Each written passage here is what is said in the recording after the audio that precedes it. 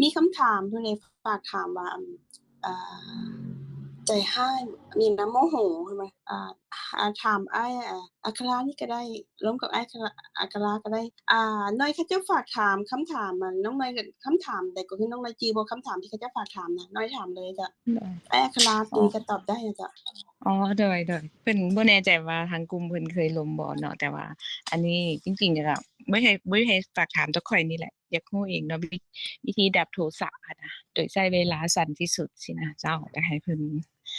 ช่วยแนะนำตัวนี้ให้นะเจ้าอืมอ่าซอยสนทนาตรงนี้ตื่มเนาะไผจะเว้าก่อนไอ้จุจีบ่เพราะเอิ้นแมวอยู่ในสวนเพิ่นบ่สะดวกไอ้อัคราก็ได้อ้ายไอ้อัคราเมตตาอธิบายให้น้องหน่อยได้อ้ายครับวิธีดับโทสะใช่ไหมครับโดยที่ถามเมื่อกี้โดยแม่ วินล่ะธีดับอ้ายโทสะครับที่เคยเข้าใจคิดว่าการดับโทสะเนี่ยมีวิธีอย่างไรบ้างครับเอาที่เคยเข้าใจก่อนครับตามเอาตามที่ตัวเองเข้าใจว่าเรามีวิธีการดับโทสะไหมครับอ๋อโดยคันโดยส่วนตัวน้องก็อ่าถ้ามีสิ่งเล่าเนาะมีสิ่งอื่นกระทบมาให้เฮาเกิดโทสะขั้นแรกเฮาก็มีความอยากให้เนาะแต่ว่าด้วยที่เฮาก็ต้องดึงสติขึ้นมาเพื่อว่าเพื่อเข้าใจว่าสาเหตุหยังที่เกิดขึ้นกับเขาเจ้าสินะเพื่อบ่ให้มันใจเฮาแบบร้อนรนแต่ว่ามันค่อนข้างใช้เวลาน้อยนึงเนาะน้องก็เลยอยากได้วิธีที่แบบว่าบ่เกิดโทสะเลยหรือว่าเกิดการดับโทสะหั้นใช้เวลาให้น้อยที่สุดเพื่อบ่ให้ใจเฮาแบบใจร้ายหั้นนะโดยอันนี้เฮาก็เลยอยากให้ทางอ้ายแล้วก็ผู้รู้อื่นๆมาช่วยแบ่งปันเจ้าครับโดยทีนี้ อ้ายอัคราอันนั้นน้องหน่อยบ่ได้ฟังธรรมะเพิ่นบ่ได้ฟังมาก่อนเป็นผู้ใหม่เลยแต่ว่าเราเป็นคนใจดีนะเป็นคนฮู้ความมากๆน่ารักหลายๆเลยแต่เราบ่ได้ฟังเรื่องธรรมะมาก่อนแล้วบัดนี้เพิ่นว่าอยากรู้ว่าพระพุทธเจ้าสอนแนวใดเรื่องดับโทสะหั่นน่ะก็เลยถามก็ซอยขออนุญาตขออ้ายเป็นอธิบายแล้วเจ้าครับอ่าที่จริงก็สิ่งที่เจ้าสอนก็คือรู้จักครับรู้จักมีความเข้าใจคำว่าโทสะจริงๆโทสะก็เป็นสภาพธรรมอย่างหนึ่งคำว่าสภาพธรรมก็คือเป็นสิ่งที่เกิดขึ้นก็ปรากฏครับปรากฏให้เรารู้ได้ครับทีนี้เรารู้จักเราเข้าใจคำว่าโทสะแค่ไหนครับจริงๆไม่มีวิธีอื่นเลยนอกจากว่าฟังคำของพระพุทธเจ้าครับฟังคำพระพุทธเจ้าแล้วก็พิจารณาไตร่ตรองพิจารณาไตร่ตรองให้มีความเข้าใจเกิดขึ้นขั้นการฟังก่อนครับก็พิจารณาอ่าพิจารณาพิจารณาบ่อยๆครับพิจารณาบ่อยๆฟังบ่อยๆพิจารณาบ่อยๆแล้วก็เมื่อพิจารณาแล้วมีความเข้าใจเกิดขึ้นก็ความเข้าใจนั่นแหละครับที่เรียกว่าปัญญานะครับพิจารณาจนเข้าใจอย่างละเอียดอย่างลึกซึ้งอย่างจนไม่มีความสงสัยนะครับจนหายสงสัยก็เมื่อมีความเข้าใจเกิดขึ้นอย่างที่สุดก็จะรู้จักสภาวะที่เรียกว่าสภาพธรรมครับตามความเป็นจริงครับก็ปัญญาก็ทำกิจของเขาโดยที่ว่าเราไม่ต้องทำอะไรเลยแล้วก็ไม่ได้มีวิธีอื่นใดเลยอันนี้คือโดยรวมครับเดี๋ยวอาจารย์สรุปเข้ามาก็เดี๋ยวก็ให้ท่านช่วยขยายความจริงแต่นี่โดยหลักจริงๆไม่มีวิธีอื่นเลยครับไปทำอย่างไรไม่ได้ครับก็พระเจ้าสอนเรื่องปัญญาอย่างเดียวครับปัญญาความเข้าใจแต่มันมีความละเอียดว่าปัญญาจะเกิดขึ้นได้อย่างไรครับก็ตามลำดับขั้น4ประการนั่นแหละครับที่เรียกว่าลำดับแรกก็คือฟังครับปรโตโคสะปรโตโคสะนี่เป็นชื่อฟังผู้อื่นในที่นี้หมายถึงว่าผู้ที่มีปัญญาสูงสุดก็คือพระอรหันตสัมมาสัมพุทธเจ้าครับแล้วก็เมื่อฟังแล้วครับก็ได้พิจารณาไตร่ตรองครับที่เรียกว่าโยนิโสมนสิการคงเคยได้ยินชื่อบ้างแต่ถ้าไม่ได้ยินชื่อก็ไม่เป็นไรก็คือคำว่าพิจารณานั่นแหละครับพิจารณาไตร่ตรองครับพิจารณาไตร่ตรองเมื่อพิจารณาไตร่ตรองแล้วก็มีความเข้าใจมากขึ้นเป็นลำดับเพราะปัญญามีหลายระดับรู้ลักษณะสภาพธรรมที่ปรากฏขึ้นตามความเป็นจริงแต่ละหนึ่งอย่างเห็นเนี่ยขณะเนี้ยได้ยินขณะเนี้ยครับว่าความเป็นจริงของได้ยินของเห็นเนี่ยเป็นอย่างไรครับความเป็นจริงนะครับทีนี้เมื่อเข้าใจตรงนั้นแล้วก็ที่เรียกว่าปฏิคือธรรมานุธรรมะปฏิที่เราเข้าใจคำว่าปฏิบัตินั่นแหละครับก็จะปฏิแต่ละอย่างครับในการเห็นได้ยินได้กลิ่นรสกระทบสัมผัสคิดนึกนะครับแต่ละอย่างก็เมื่อเข้าใจตรงนั้นอย่างถ่องแท้นะครับก็ ค่อยๆละคลายครับค่อยๆละคลายที่เรียกว่าโทสะนั่นแหละอันนี้เรามุ่งถึงโทสะอย่างเดียวที่จริงไม่ใช่โทสะอย่างเดียวครับละคลายที่เป็น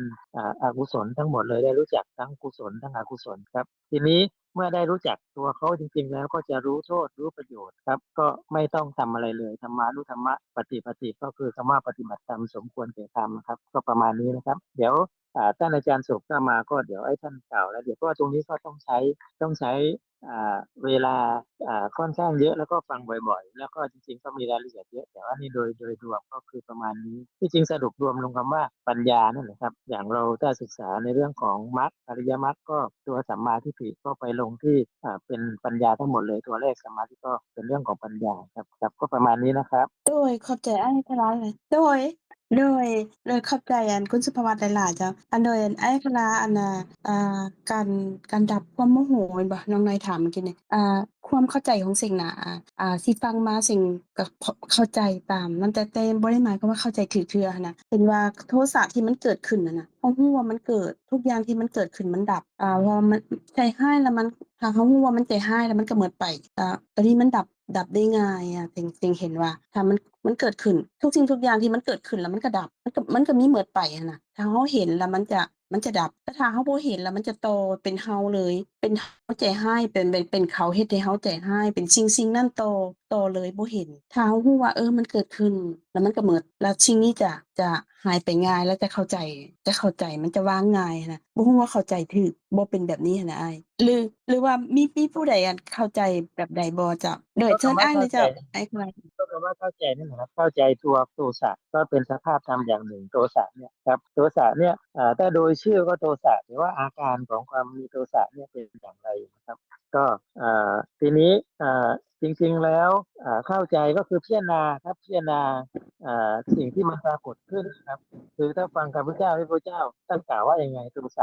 ะเนี่ยลักษณะของโทสะเนี่ยเป็นอย่างไรทีนี้ ถ้าไม่มีชื่อถ้าเกิดว่าเราไม่ใช้ชื่อเลยครับเราก็พิจารณาดูแล้วว่า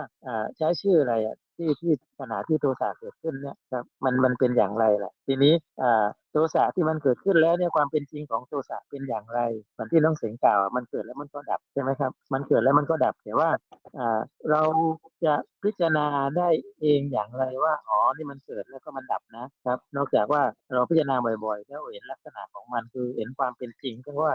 รู้สภาพธรรมแต่ละหนึ่งว่ามันเป็นอนิจจังทุกขังอนัตตาโดยลักษณะที่มันเสมอกันครับก็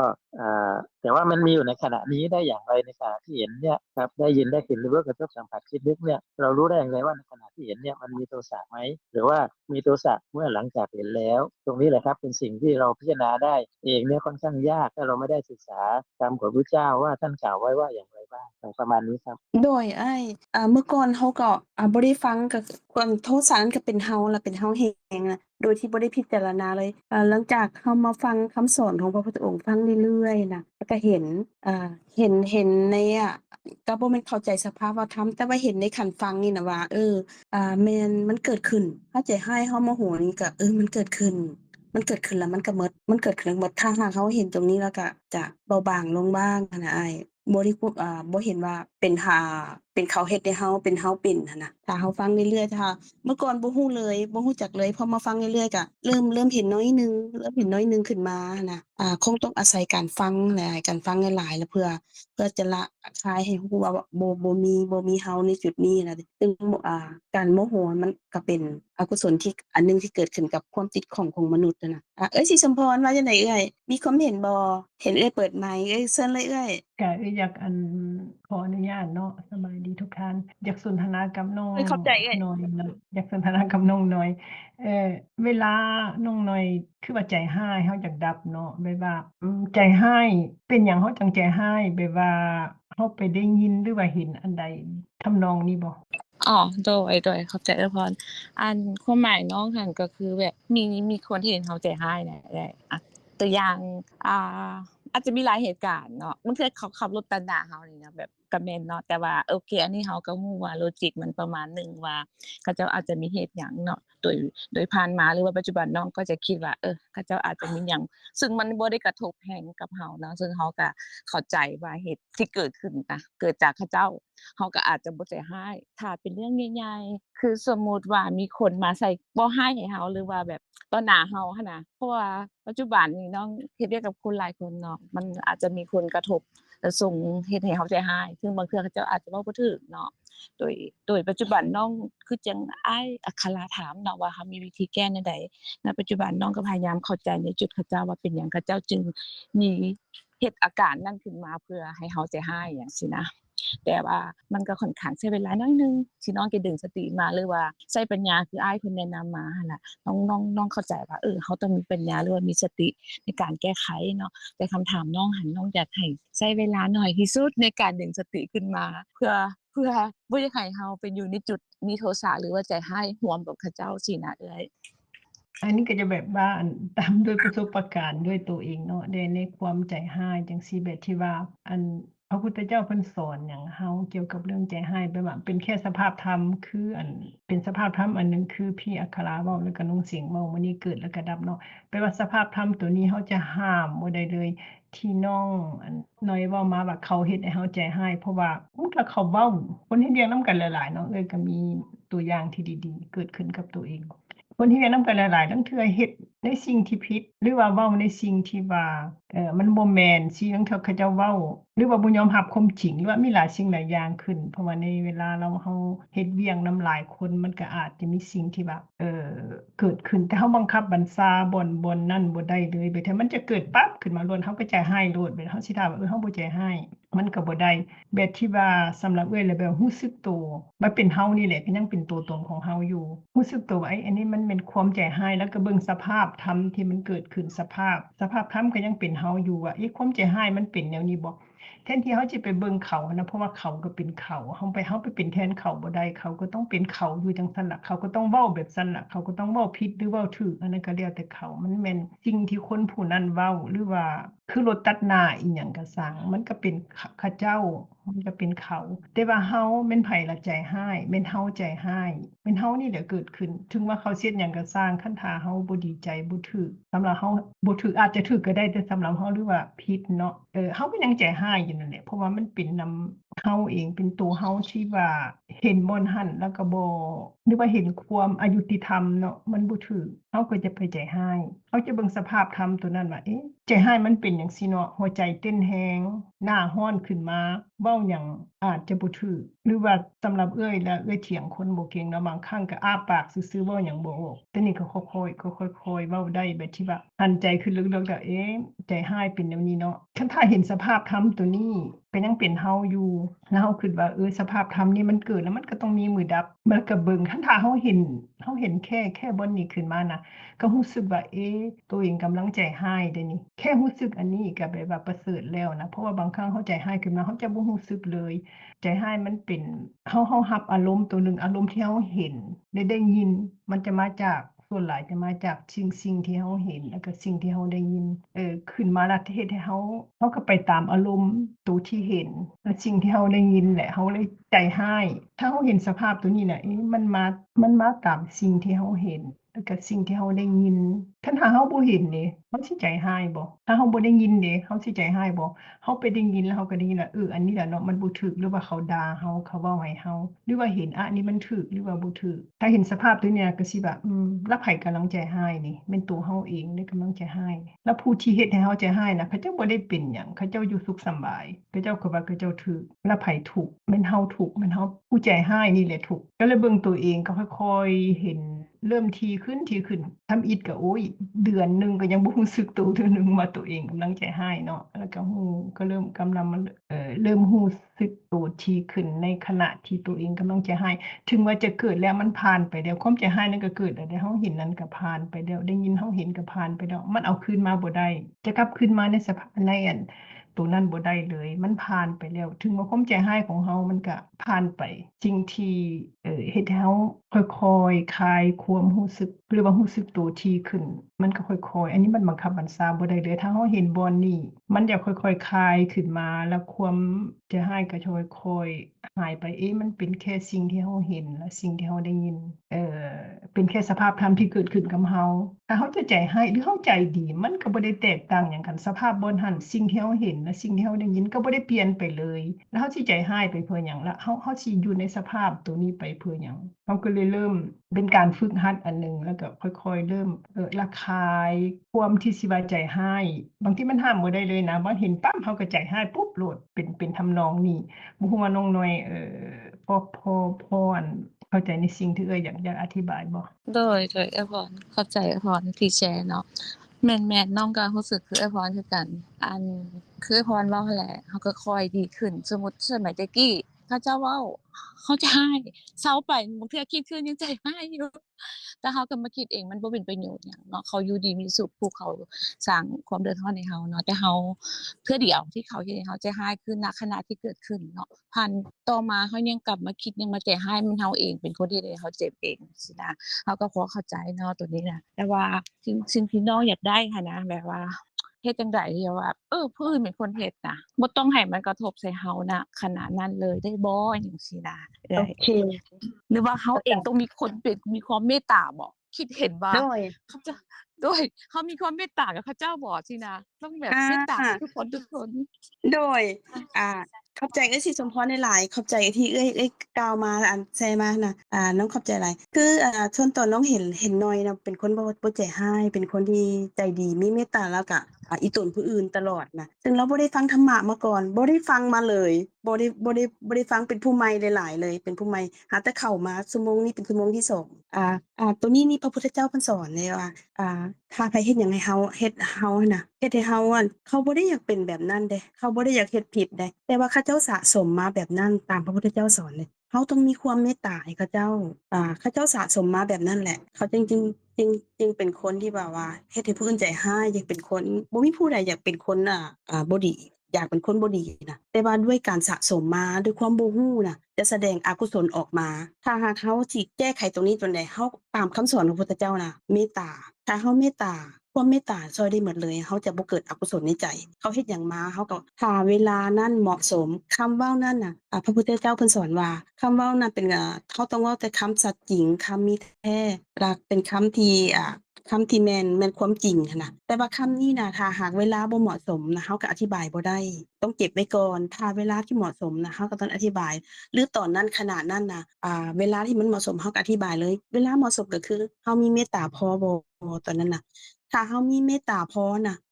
เฮาอธิบายได้เลยบ่ต้องรอเวลาเพราะว่าเฮาอธิบายด้วยความมีเมตตาแล้วก็เป็นกุศลหั้นน่ะเขาเจ้าจะสัมผัสได้แล้วเวลาเฮาเว้าไปแล้วเขาเจ้าจะเข้าใจแต่ถ้าหากเขาเจ้าบ่เข้าใจมันก็บ่เป็นหยังจิตเฮาเพราะว่าจิตเฮาเป็นกุศลเฮาก็บ่ใจร้ายเพราะว่าจิตเฮาเป็นกุศลสำคัญอยู่จิตเฮาเบิ่งจิตเฮาว่าจิตเฮาเป็นแนวใดตามพระพุทธเจ้าเพิ่นสอนซึ่งว่าผู้คือเสิงก็ฟังมาแล้วสิงก็มาเบิ่งบ่แม่นว่าสิเฮ็ดได้เลยเดะก็ค่อยๆน่ะเพราะว่าด้วยความติดข้องด้วยความ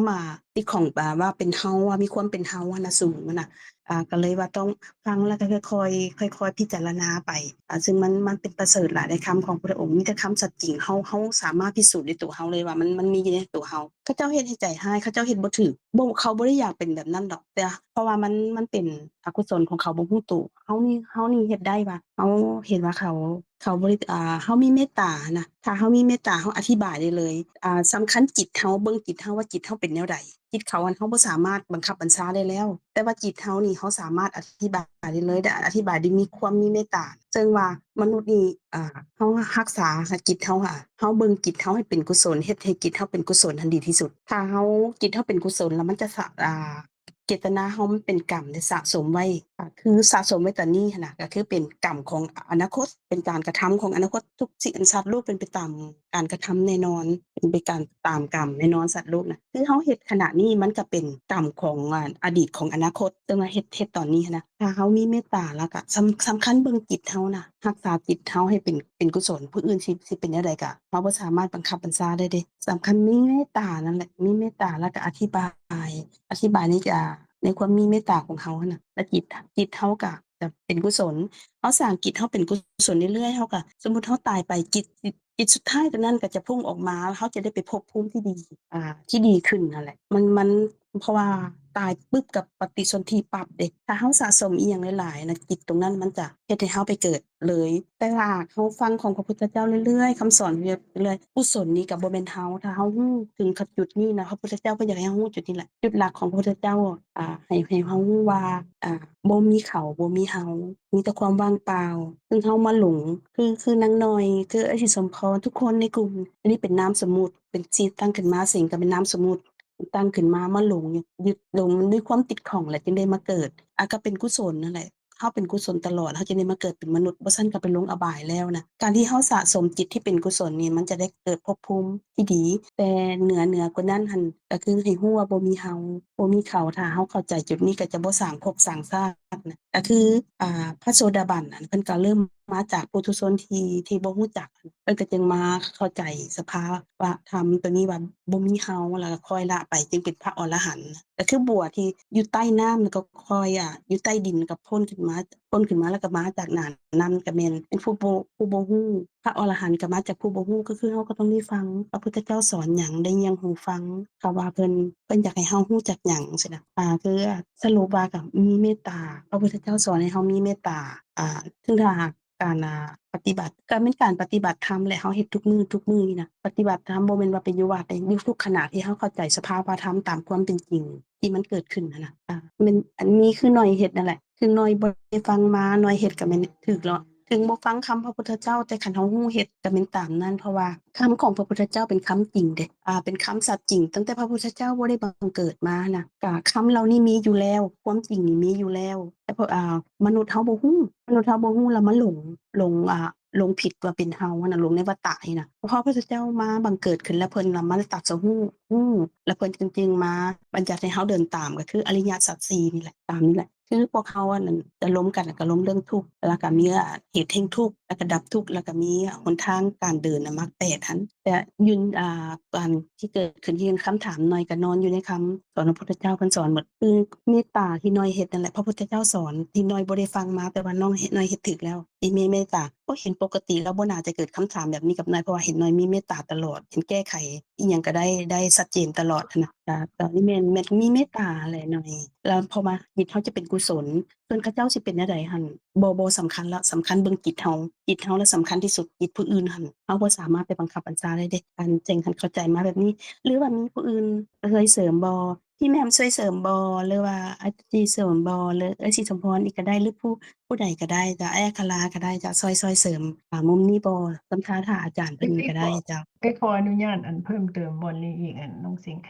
ขอ เข้าใจ เพิ่มเติม เอื้อย สิ่งที่น้องสิงห์พูดมาเว้ามาเนาะมันก็เป็นความจริง แต่น้องสิงห์เว้าว่าน้อยเป็นคนใจดีเป็นคนมีเมตตาอันนี้ก็มีความรู้สึกคือกันแบบที่ว่าในเมื่อที่เฮาน้อยแล้วมีความใจดีมีเมตตาบ่ได้หมายความว่าเฮาบ่เจ็บและเฮาบ่ใจร้ายในสิ่งที่เฮาได้ยินมันเป็นการที่เฮาสะสมมาแบบที่ว่าแม่นอยู่เฮาใจดีแต่บางครั้งถ้าเฮาบ่รู้จักธรรมะบ่รู้จักว่านี่เป็นแค่สภาพธรรมที่เกิดขึ้นแล้วก็ดับเป็นแค่สิ่งที่เฮาได้ยินเป็นเสียงแล้วเฮาก็เอามาคิดแล้วก็เป็นแบบที่ว่าเป็นสภาพธรรมที่ว่าเขาด่าเฮาได้เนาะหรือว่าเป็นสิ่งที่เฮาเห็นแล้วเฮาก็จิตเอามาคิดรู้ว่าอันนี้มันเป็นสิ่งที่บ่ดีเด้เขาเฮ็ดแล้วเฮาเอามาใจร้ายมันก็ทำให้เฮาเจ็บจังซี่แบบที่ว่าบ่ได้หมายความว่าน้อยเป็นคนใจดีน้อยจะบ่ได้เมื่อยกับความใจร้ายแล้วบ่ได้เจ็บในความใจร้ายเข้าใจจังซี่ถูกบ่น้อยเพราะว่าโดยจะเข้าใจแบบนั้นก็ได้พรคือเฮาคือสิ่งเว้ากับแม่นคือเฮาก็บ่ได้ฟังธรรมะหรือว่าคำสั่งสอนเนาะการที่เฮาระงับความเครียดความใจร้ายของเฮาก็สะสมประสบการณ์เนาะว่าเฮาอาจจะคิดตรงกันข้าม กับฝั่งตรงกันข้ามหั้นเนาะว่าเขาเจ้ามีอิหยังกระตุ้นให้เขาเจ้าต้องแสดงอาการบ่ดีออกมาบ่เนาะแต่ว่าหลังจากนั้นเฮาก็บ่ไปใส่ใจณจุดนั้นแหละอันนี้คันว่าแต่เริ่มสมัยวัยรุ่นเฮาก็มีอารมณ์หลายกว่านี้ด้วยอายุเฮาหลายขึ้นเฮาก็สะสมประสบการณ์มาซึ่งเฮาบ่ได้ฟังจากคำสั่งสอนอิหยังสิหั้นน่ะแล้วก็เลยเข้าใจได้ว่าการใจร้ายมันบ่ดีกับเฮานี่แหละบ่ว่าอีหยังก็อย่าเพราะว่าผู้เฮ็ดเขาบ่ได้รู้เรื่องหยังนำเฮานะเฮาก็เลยระงับโทสะเฮาเองสินะแล้วคำถามน้องเกิดขึ้นมื้อนี้หั่นน้องก็อยากได้ประโยชน์จากคำสั่งสอนนี่แหละเพื่อมาแบบ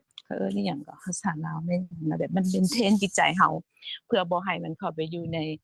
บรรยากาศใจร้ายขนาดใดให้ไวที่สุด แม่นเพราะว่าคันเฮ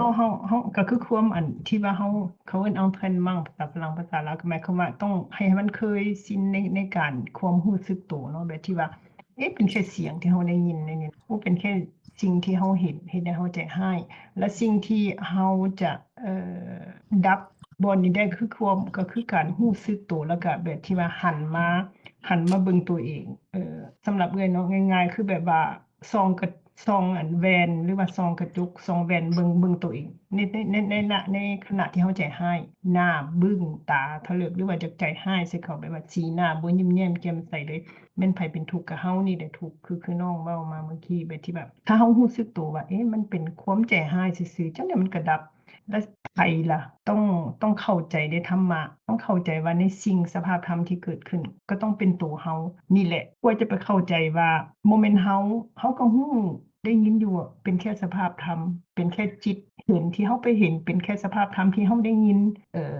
แต่เฮาก็ยังบ่เห็นตอนนั้นเท่าดอกเฮามีแต่ว่าแค่ได้ยินก็ยังเป็นเฮานี่แหละแค่รู้สึกตัวเริ่มต้นน่ะเลยว่าสำหรับตัวเองแค่รู้สึกตัวว่าตัวเฮานี่แหละกำลังใจร้ายก็ประเสริฐแล้วแบบที่ว่าจะได้แบบว่ามันบ่ได้ดีได้ใจร้ายคือน้องเว้าสภาพธรรมตัวนี้มันเกิดขึ้นแล้วเฮาได้หยังมา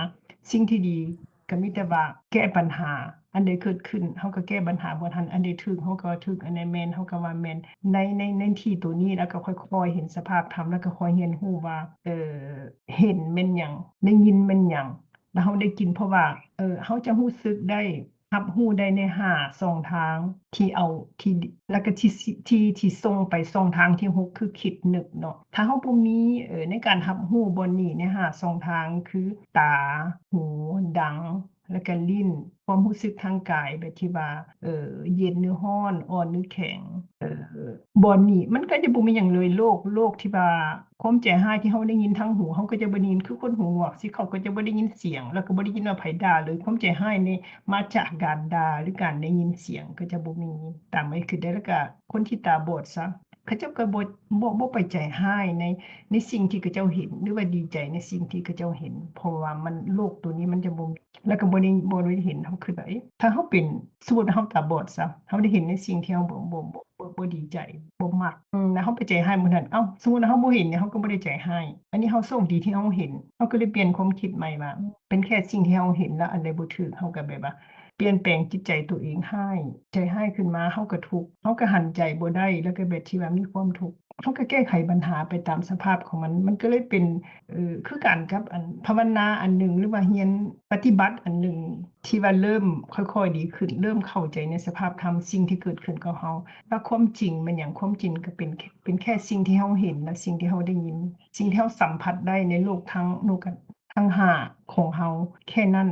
จะบ่เป็นอย่างอื่นไปได้เลยนี่เฮาก็ค่อยๆเรียนรู้นั่นน่ะเนาะบ่รู้ว่าท่านอื่นคิดจังได๋หรือน้องน้อยคิดว่าจังได๋โดยขอบใจสิสมพรหลายๆเป็นแบบนี้นะนั้นหน่อยเฮาฟังคำสอนของพระพุทธองค์นั้นมีหลายระดับความเข้าใจนะได้พิจารณาไตร่ตรองฟังว่าพระพุทธเจ้าสอนหยังแล้วก็ได้เอามาไตร่ตรองบ่ได้เกิดปัญญาเลยเด้บ่ได้เกิดความเข้าใจถูกเลยเด้ถ้าเฮาพิจารณาหลายๆแท้ๆแล้วก็ค่อยๆเข้าใจตามลำดับคือฟังคือเฮาเคยคนอื่นเฮ็ดใจร้ายแหละเพิ่นก็สอนว่าเฮาต้องมีเมตตานั้นเขาบ่ได้อยากเฮ็ดแนวบ่ดีแต่มันเขาสะสมมาแบบนั้นตัวนี้ก็เป็นตัวหนึ่งระดับหนึ่งแต่ระดับลึกสุดๆนั่นน่ะถ้าเฮาฟังไปนะคือบ่ทันได้อธิบายให้หน่อยฟังเพราะว่าขนาดว่าเซ็งฟังมาหลายนะเซ็งก็ยังบ่ทันได้เข้าใจจุดนี้เลยอยู่ที่ว่าหน่อยได้ยินเขาเว้าบ่ดีหั้นน่ะซึ่งมันบ่แม่นเขาเว้านั่นน่ะ มันเป็นแค่เสียงนะแต่ว่าหน่อยบ่ได้ยินเสียงนั้นน่ะได้ยินเป็นขออนุ เสี ญาย ง ต เป็นความจำโดย แม่นขออนุญาตน้องสิงห์แม่นอยู่เฮาอยากเมตตาแต่มันเป็นความอยากของเฮาที่อยากให้เมตตาคันเฮาบ่เข้าใจเนาะลางเทื่อการสะสมของเฮาการสะสมในความบ่ฮู้ของเฮาคิดเฮ้ยมันเขาด่าเฮานี่เฮาก็ใจร้ายขึ้นโลดอ้าวเขาเป็นตาซังปานนี้มันจะไปเมตตาได้จังได๋เบิ่งดูเป็นตาซังนั่นน่ะเขามาด่าเฮาแต่ว่ามันพระพุทธเจ้าเพิ่นสอนมาแบบนั้นเด้อเอื้อย มันเกิดขึ้นพระ โดย พุทธ ที่ว่า เจ้า เฮา เพิ่น บ่ สอนมาแบบนั้นเด้แม่นความเอื้อยขอบใจเอื้อยเว้าถูกเลยแต่ว่าน้องน้อยเพิ่นอยากรู้ว่าพระพุทธเจ้าสอนหยังพระพุทธเจ้าเพิ่นสอนว่าให้มีเมตตาให้รู้ว่าเขาหั้นน่ะสะสมมาแบบนั้นมันจึงเกิดแบบนั้นเขากำลังเฮ็ดกรรมเฮ็ดอกุศลใส่จิตเขาอยู่ซึ่งเขาบ่ได้เฮ็ดให้เราเขาเฮ็ดให้ตัวเขาเองเพราะเขาเฮ็ดสิ่งที่บ่ดีเหล่านั้นแม่นจิตของเขาเจ้าจะสะสมเด้บ่แม่นเราแต่เราไปมีส่วนร่วมจิตนั้นเราก็ร่วมซึ่งสิ่งก็ร่วมคือกันเพราะสิ่งบ่รู้ซึ่งสิ่งมาฟังคำสอนของพระพุทธเจ้าแล้วก็ยังเป็นอยู่แต่ว่าคอยไต่ตองไปตามลำดับเราบ่สามารถจะเข้าใจสภาวธรรมนั้นได้เลยเพราะว่าเราก็เป็นมนุษย์คนหนึ่งที่หลงในวัฏฏะคือพระพุทธเจ้ามันตามลำดับน่ะว่าให้เข้าใจว่าเขาเจ้าสะสมมาแบบนั้นเราก็เมตตาเขาค่ะตัวนี้ก็เป็นเบื้องต้นหนึ่งที่ว่าเริ่มไต่ตองแต่หลักๆพระพุทธเจ้าหั้นอยากให้เรารู้ว่าบ่มีเราอะน่ะบ่มีเขาน่ะคือขณะที่เขาเว้าอะน่ะมันเป็นแค่เสียงแต่เราบ่ได้ยินเสียงนั้นน่ะเราได้ยินเป็นเสียงผู้นางนางก่อหั่นน่ะเว้าความบ่ดีขึ้นมาแล้วเป็นสัญญาแล้วสัญญานี่นางก่อนี่เรารู้แล้วนางก่อนี่แม่นเรารู้แล้วว่าเป็นผู้นี้เราเคยรู้จักแล้วเว้าขึ้นมาก็เป็นเสียงนางอันนี้โลดมีนางอันนั้นแล้วก็มีเราเป็นผู้ใจร้ายเป็นผู้เขาเว้าให้เราแล้วก็มีเราเป็นผู้ถูกเว้าซึ่งมันบ่มีเราและก็บ่มีเขามีแต่ว่ารูปนามที่เสียงที่เกิดขึ้นแล้วก็ตั้งอยู่แล้วก็ดับไปบ่มีเขาบ่มีเราถ้าเราเข้าใจสภาวะตัวนี้นะถือว่าก็เป็นขั้นบ่มีเขามีเรานี่ขั้นอริยบุคคลแล้วซึ่งแล้วสิ่งนี้ก็บ่แม่นจุดนั้นแล้วเป็นปุถุชนยังบ่ได้สดับอยู่เป็นปุถุชนที่กำลังศึกษาอยู่ซึ่งรู้แล้วว่าเราต้องเมตตาเขาเบื้องต้นนี้นะเพื่อจิตเราจะเป็นกุศลเรามีเมตตาเขาบ่แม่นเขาได้เด้หน่อยซึ่งเรานี่น่ะได้จิตเราสิเป็นกุศลแล้วเราก็จะสะสมตัวนี้ไปเพื่อจิตสุดท้ายที่เราตายจากสมมุติบัญญัตินี้น่ะตัวนี้แม่นสมมุติบัญญัติเลยตายปึ๊บเกิดปั๊บเลยในพระพุทธเจ้าเพิ่นสอนน้อยอยากรู้ว่าพระพุทธเจ้าสอนหยังก็คือมันตามลำดับแหละเพิ่นให้เรามีเมตตาก่อนเบื้องต้นน่ะให้รู้ว่าเขาสะสมมาแบบนั้นเขาจึงบ่อยากเป็นคนบ่ดีดอกแต่ว่าเขาบ่รู้เขาจึงเฮ็ดแบบนั้นและเขาได้รับแน่นอนจิตใดที่เกิดขึ้นกับเขาแม่นเขาสะสมตัวนั้นแน่นอนเรามีเมตตาเขาบ่แม่นเขาได้เด้จิตเรานี่เป็นกุศลแล้วจิตเป็นกุศลเรื่อยๆแล้วเราก็จะไปภพภูมิเกิดขึ้นจิตสุดท้ายก็ไปภพภูมิที่ดีซึ่งอันนี้ก็เป็นคำสอนของพระพุทธเจ้าหลักๆเพิ่นให้สอนให้รู้เขาแท้ๆหั่นรู้ว่าบ่มีเราบ่มีเขาบ่มีบุคคลบ่มีเขามาว่าเรานั้นเป็นแค่เสียงหลักๆตัวนี้ซึ่งเสียงฟังมาโดนฟังมาอยู่ในกลุ่มวิสาสะน่ะหลายเดือนเสียงก็บ่เข้าใจสภาวะตัวนี้ได้ดอกแต่ว่าสิ่งรู้หนทางที่พระพุทธเจ้าสอนว่าถ้าหากว่ามีหยังเกิดขึ้นน่ะนะเราต้องมีเมตตาผู้อื่นพิจารณาขั้นต้นนี่แม่นว่าอีตนเขาสะสมมาแบบนั้นอีตนก็ต้องมีอุเบกขาพร้อมได้บ่ได้หมายความว่าสิไปช่วยเขาจังได๋ให้เขาบ่เป็นแบบนั้นบ่ถ้ามีโอกาสเราก็ช่วยบ่มีโอกาสเราก็บ่ช่วยบ่ช่วยบ่ได้แม่นหมายความว่าปละละเลยได้ถ้าหากว่ามีเราก็เอาเก็บไว้ก่อนถ้ามีโอกาสแล้วก็จึงบอกเขาเจ้าแต่สำคัญจิตเราเบิ่งจิตเราว่าเป็นกุศลบ่เป็นแนวใดจิตเราเพราะว่าเราต้องสะสมตัวนี้เดะคือมันต้องได้ฟังหลายนะต้องได้พิจารณาทุกขณะซึ่ง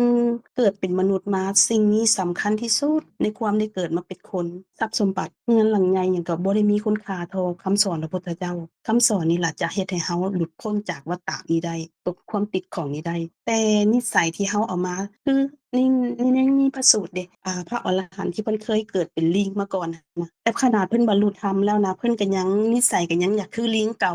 อยู่ด้วยความสะสมมาน่ะตามที่ว่าเฮาสิใจร้ายอิหยังที่เฮาสิสะสมเฮาสิเป็นนี่น่ะเฮาสามารถบังคับบัญชาได้เลยแต่เฮาเข้าใจว่ามันเกิดมันดับตรงนี้จะช่วยได้แต่ต้องอาศัยการฟังและพิจารณาไตร่ตรองมันจะเกิดความเข้าใจถึกเกิดปัญญาน่ะปัญญาคือความเข้าใจถึกอะนะมันต้องมีการฟังน่ะหน่อยสะสมการฟังถึงว่าพวกเฮานี่เป็นคนมีบุญแล้วครอบครัวเฮามีบุญหลายเพราะว่าอ้ายเอิ้นน้องเฮาได้ยินได้ฟังผู้ใดก็เงี่ยหูฟังหมดซึ่งพวกเฮานี่เกิดมาในภพที่ดีแล้วก็เป็นผู้ที่มีบุญ บ่แม่นว่าได้ยินได้ฟังแล้วจะเข้าใจได้คำสอนของพระพุทธเจ้าต้องมีบุญที่สะสมมาแต่พบปางก่อนแล้วจึงสามารถเข้าใจได้การที่ว่าจะได้ยินคำสอนของพระพุทธองค์นี่ก็ยังยากการได้ยินแล้วที่จะเข้าใจนี่ก็เป็นการยากอีกคือกันดังนั้นในเมื่อเฮาได้รู้แล้วได้ยินแล้วมีเมตตากันอันนี้ก็ได้บอกกันให้รู้ว่ามันเป็นแบบนี้ซึ่งเซงก็บ่ได้ทันได้เข้าใจก็เป็นผู้ฟังมาอาศัยพี่น้องในกลุ่มอาศัยทุกคนในกลุ่มบอกกันเมื่อกี้อภรก็มีเมตตาแล้วไอ้อัคราก็มีแล้วก็ยังสิมีต่อเมื่อกี้นี้เห็นไอ้จุจีเปิดไมค์อ้ายสิมีความเมตตาหยังให้อันพวกน้องบ่สนทนานำพวกน้องบ่เจ้าฮัลโหลอ้ายจุจียังอยู่บ่เจ้า ยังอยู่ครับ เมื่อกี้นี้เห็นอ้ายเปิดไมค์เจ้า อ๋อเปิดอยู่พอดีเห็นทั้งน้องเสงเว้าถึงแล้วก็น้องซิมพรได้กล่าวถึงเนาะเรื่องของอันนี้เขาเว้าถึงเรื่องของความโกรธเนาะโทโสในสมัยก่อนเนาะครับทั้งสมัยโบราณได้ยินเรื่องของเอ่อของเรื่องของพระวพระตาเรื่องของเจ้าเมืองสมัยอุบลสมัยก่อนเนาะที่เพิ่นมาที่อพยพมาจากทางจำปาสักทางเมืองลาวอะครับเพิ่นก็มาตั้งเมืองอยู่อุบลในสมัยหนึงก็ต้องมีการลบล่าขาฟันกันอยู่หลายอย่างในช่วงหนึงก็มีผู้เป็นพ่อผู้เป็นเจ้าเมืองนั่นแหละครับเพิ่นก็สอนลูกว่าอันว่าโทโสนั้นสิพาตัวตกต่ำก็คือความหมายที่เว้าถึงก็หมายถึงว่าเรื่องของธรรมะหรือหยังต่างๆนี่แทรกอยู่ในทุกยุคทุกสมัยครับตามความเข้าใจ ซึ่งผู้ที่เพิ่นกล่าวนี่เพิ่นก็แสดงว่าเพิ่นมีความเข้าใจเรื่องธรรมะนี่สูงหลายมาตั้งแต่สมัยสมัยก่อนล่ะครับความโกรธหรือว่าโทโสนี่ตามที่ได้ยินได้ฟังมาก็คือว่ามันก็เกิดขึ้นได้กับหลายๆตราบใดที่เฮายังเป็นปุถุชนอยู่เนาะยังมีความโกรธอยู่แม้กระทั่งแม่เป็นพระอริยะขั้นต้นๆก็ยังต้องมีอยู่คือกันแต่ว่าเพิ่นเคยอ่านอยู่ว่าเพิ่นกล่าวถึงเรื่องของโทสะนี่ว่าให้เปรียบคือจังจักฟังจักหรือว่าได้ยินจากไสบ่แน่ใจครับให้เปรียบดังรอยขีดในสายน้ำก็คือว่าหมายถึงว่ามันเกิดขึ้นมาปึ๊บเป็นเครื่องหมายเป็นนิมิตขึ้นมาปิ๊บนึงแล้วก็มันก็หายไปหมายถึงว่ามันก็เลื่อนหายไปหมายถึงว่ามันเกิดแล้วมันก็ดับไปนั่นแหละในความหมายแต่ในความเป็นจริงแล้วความโกรธของคนเฮานี่มันเกิดขึ้นมาจากว่ามีบุคคลอื่นได้กระทำในสิ่งที่บ่ตรงตามที่เฮาอยากจะให้ทำหรือว่ามีความขัดใจทำให้เฮาเกิดความขัดเคืองใจเอ๊ะเขาเป็นหยังคือบ่เฮ็ดจังซั่นเป็นหยังคือบ่เว้าจังซั่นเขาบ่จังซี่หรือบางทีเฮาอาจจะคาดหวังกับบุคคลใดบุคคลหนึ่งไว้ว่าเขาจะต้องเป็นแบบนี้เพราะเอาเข้าจริงๆแล้วเขามีพฤติกรรมหรือการแสดงออกที่มันบ่ตรงตามที่เฮาวาดหวังกับเขาไว้หมายถึงว่าเฮาผิดหวังกับเขาก็เลยมีความรู้สึกบ่พอใจรู้สึกโกรธก็มีก็สิเป็นลักษณะแนวนี้หรือบ่ซั้นคนมาเขาเข้าใจเฮาผิดจังซี่ก็มาด่ากล่าวที่เว้าถึงนี่ว่ามันก็เป็นคำเว้าที่เว้ามาแล้วก็เมื่อลมมากระทบหูแล้วเฮานี่ตัวเฮาเองนี่เฮามาเกิดความรู้สึกโกรธขึ้นมาซึ่งจริงๆคันศึกษาในห้องธรรมะในตามระยะเวลาที่พวกเฮาได้คุยกันมาแล้วนี่ในเรื่องของความโกรธเนี่ยว่ามันเป็นเรื่องที่เฮาเข้าใจได้ในระดับหนึ่งแม้ว่ามันละบ่ได้ดอกแต่ว่าคันเข้าใจในเบื้องต้นว่าให้ก็ฟังตามที่เฮาได้ยินได้ฟังมาว่าให้มันเป็นคือจังรอยขีดในสายน้ำเดี๋ยวมันก็เจือจางหายไปในท้ายที่สุดแล้วเพราะว่าบางเทื่อความรู้สึกโกรธความรู้สึกบ่พอใจบางเทื่อเฮาก็ไปวาดหวังกับคนอื่นไว้หลายคือบางเทื่อแม้กระทั่งบางเทื่อเฮาก็เกิดความรู้สึกสำหรับคือจังพระหรือว่านักเทศน์หรือว่านักเว้าหรือไผก็แล้วแต่ผู้ที่ฮู้ทางธรรมเนี่ยมันมีพฤติกรรมที่บ่ตรงตามที่เขาเว้าหมายถึงว่าสิ่งที่ทำกับคำที่เว้านั้นบ่ตรงบางเทื่อเฮ็ดให้เฮาเกิดความรู้สึกบ่พอใจขึ้นมาแต่ข้อหนึ่งที่ขออันนี้ส่วนตัวที่หลังจากที่ได้ฟังธรรมะเสร็จมักสิเอามาคิดอยู่ดูๆก็คือว่าให้คิดถึงเรื่องว่าธรรมะทำที่สมควรแก่ธรรมคือเขามีธรรมะในระดับใดเขาก็จะคิดได้อยู่ในระดับนั้นเขามีธรรมะในระดับสูงเขาเข้าใจธรรมะสูงพฤติกรรมหรือการแสดงออกของเขาก็สูงเขามีความเข้าใจในเนื้อหาธรรมะได้หลายเท่าใดแล้วเขาก็เอาไปประพฤติปฏิบัติได้สมควรตามแก่ธรรมตามที่เขาเข้าใจนั้นก็มันก็เป็นเรื่องของปัจเจกบุคคลไปซึ่งมีอาจจะถูกใจบ่ถูกใจบางทีเฮาเจอคนที่บ่ถูกใจมาเว้าหรือแสดงพฤติกรรมต่างๆที่เฮ็ดให้เฮานี่รู้สึกกระเทือนใจบ่พอใจเฮาก็นึกถึงในอีกมุมหนึ่งว่ามันเป็นแต่เพียงว่าธรรมที่สมควรแก่ธรรมหมายถึงว่าจะให้เขาเข้าใจในเรื่องที่เฮาพยายามที่จะบอกอยู่นี่จังได๋ก็แล้วแต่บ่มีทางในตอนนี้เขายังบ่ได้เข้าใจแน่แต่ในอนาคตเขาก็อาจจะเข้าใจแต่ว่าในตอนนี้เขาบ่เข้าใจนั่นแปลว่าธรรมที่สมควรแก่ธรรมของเขาก็มีอยู่ในระดับส่ำนั้นนะครับขอเสนอความคิดเห็นส่ำนี้ครับผมครับขอบคุณครับโดยขอบใจอ้ายจุจิหลายๆสำคัญจิตเฮาเลยเนาะอ้ายเนาะเจ้าสบายดีท่านอาจารย์อาจารย์คือ อ๋อสบายดีสบายดีท่านอาจารย์สงบอาจารย์กาญจนา ขอโทษขออภัยหลายๆเพราะว่าจำว่าอันไปเข้า2 ทุ่มก็เลยไปออกกำลังกายหน้าบ้านแล้วก็พะย่างไปทางนอกเขาก็ขึ้นมานี่ขอโทษหลายๆเด้อ โดยบ่เป็นหยังเพราะว่าเฮาเปลี่ยนโมงสุดแล้วนี่เนาะแม่นเป็นตามธรรมดาก็ต้องลงนะท่านอาจารย์ขอบใจหลายๆที่ได้เข้ามาเจ้าพอดีท่านอาจารย์พวกเขากำลังสนทนาธรรมกันเรื่องเรื่องที่ว่า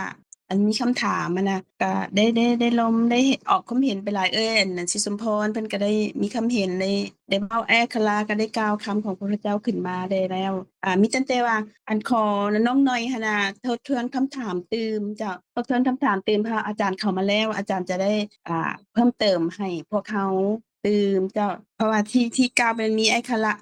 าเพิ่นก็ได้กล่าวแล้วพรแล้วก็ไอ้จุจีแล้วก็เสียงก็ได้กล่าวแล้วล่ะน้อยถามท่านอาจารย์เพิ่มอีกว่าไอ้อักขระเพิ่นก็ว่าถ้าท่านอาจารย์เข้ามาตอบประเด็นนี้นะน้องเซนมีประเด็นนั้นก่อนอยู่แล้วแต่ว่ามีกำลังลงคำถามเกี่ยวกับน้อยนะน้อยอยากถามคำนี้นะซึ่งถึงบ่คิดว่าเราจะถามเพราะว่าเราเป็นคนใจดีบ่ค่อยเห็นเราใจร้ายจักเทื่อน้อยถามท่านอาจารย์เลยน้อยทบทวนคำถามตัวเองเลยน้อยโอเคเปล่า สบายดีทุกคนสบายดีอาจารย์สงบ สบายดี โดยจริงๆแม่นเพิ่นได้แชร์ทุกคนได้แชร์ความแนะนำหลายอย่างเนาะเพราะว่าคำถามของน้องหั้นนะคำถามของข้าพเจ้าหั้นคือวิธีได้ครูคำสอนของพระพุทธเจ้าเนาะหรือว่าคำแนะนำจากครูโฮหรือว่าพระและอาจารย์เนาะว่าวิธีดับโทสะในเวลาที่สั้นที่สุดหั้นนะหรือว่าเฮ็ดให้ใจเฮาบ่เกิดโทสะจากสิ่งเร้าจากข้างนอกที่มากระทบใส่เฮาก็คือความหมายคนอื่นที่ให้เฮาใจร้ายบ่ว่าจะเป็นคำเว้าเป็นการกระทำบ่หั้นน่ะเฮาเพราะว่าปกติที่เฮาเป็นอยู่ปัจจุบันนี้เฮาก็อาจจะใจร้ายกับสิ่งที่เขาเจ้ากระทำเนาะซึ่งมันใช้เวลาดึงสติขึ้นมาค่อนข้างระดับหนึ่งขึ้นกับแต่สถานการณ์บางเทื่อเฮาก็ระงับได้ไวพระอาจารย์บางเทื่อมันก็ได้ใช้เวลาสินะก็เลยอยากรู้ว่าเพิ่นจะมีคำสั่งสอนของพระเจ้าหรือว่าทางอาจารย์เพิ่นกันประสบการณ์อยากให้แนะนำวิธีระงับทุกข์หรือว่าระงับโทสะที่เกิดขึ้นกับสิ่งอยาก ที่ รู้ว่าพระพุ มา ท ก ธ ระทบ เจ้าเพิ่นสอนมาจังได๋แม่นบ่คำนี้เนาะอยากรู้ว่าพระพุทธเจ้าเพิ่นตรัสไว้ว่าจังไดกับคำที่น้อยอันน่ะอยากรู้นี่เนาะโอเคจ้ะอาจารย์เข้าใจคำถามบ่เจ้า เข้าใจแล้วขอบ โด ใจ ย หลายๆน้องหน่อย มันก็เป็นธรรมดาสุผู้สุคนนั่นแหละ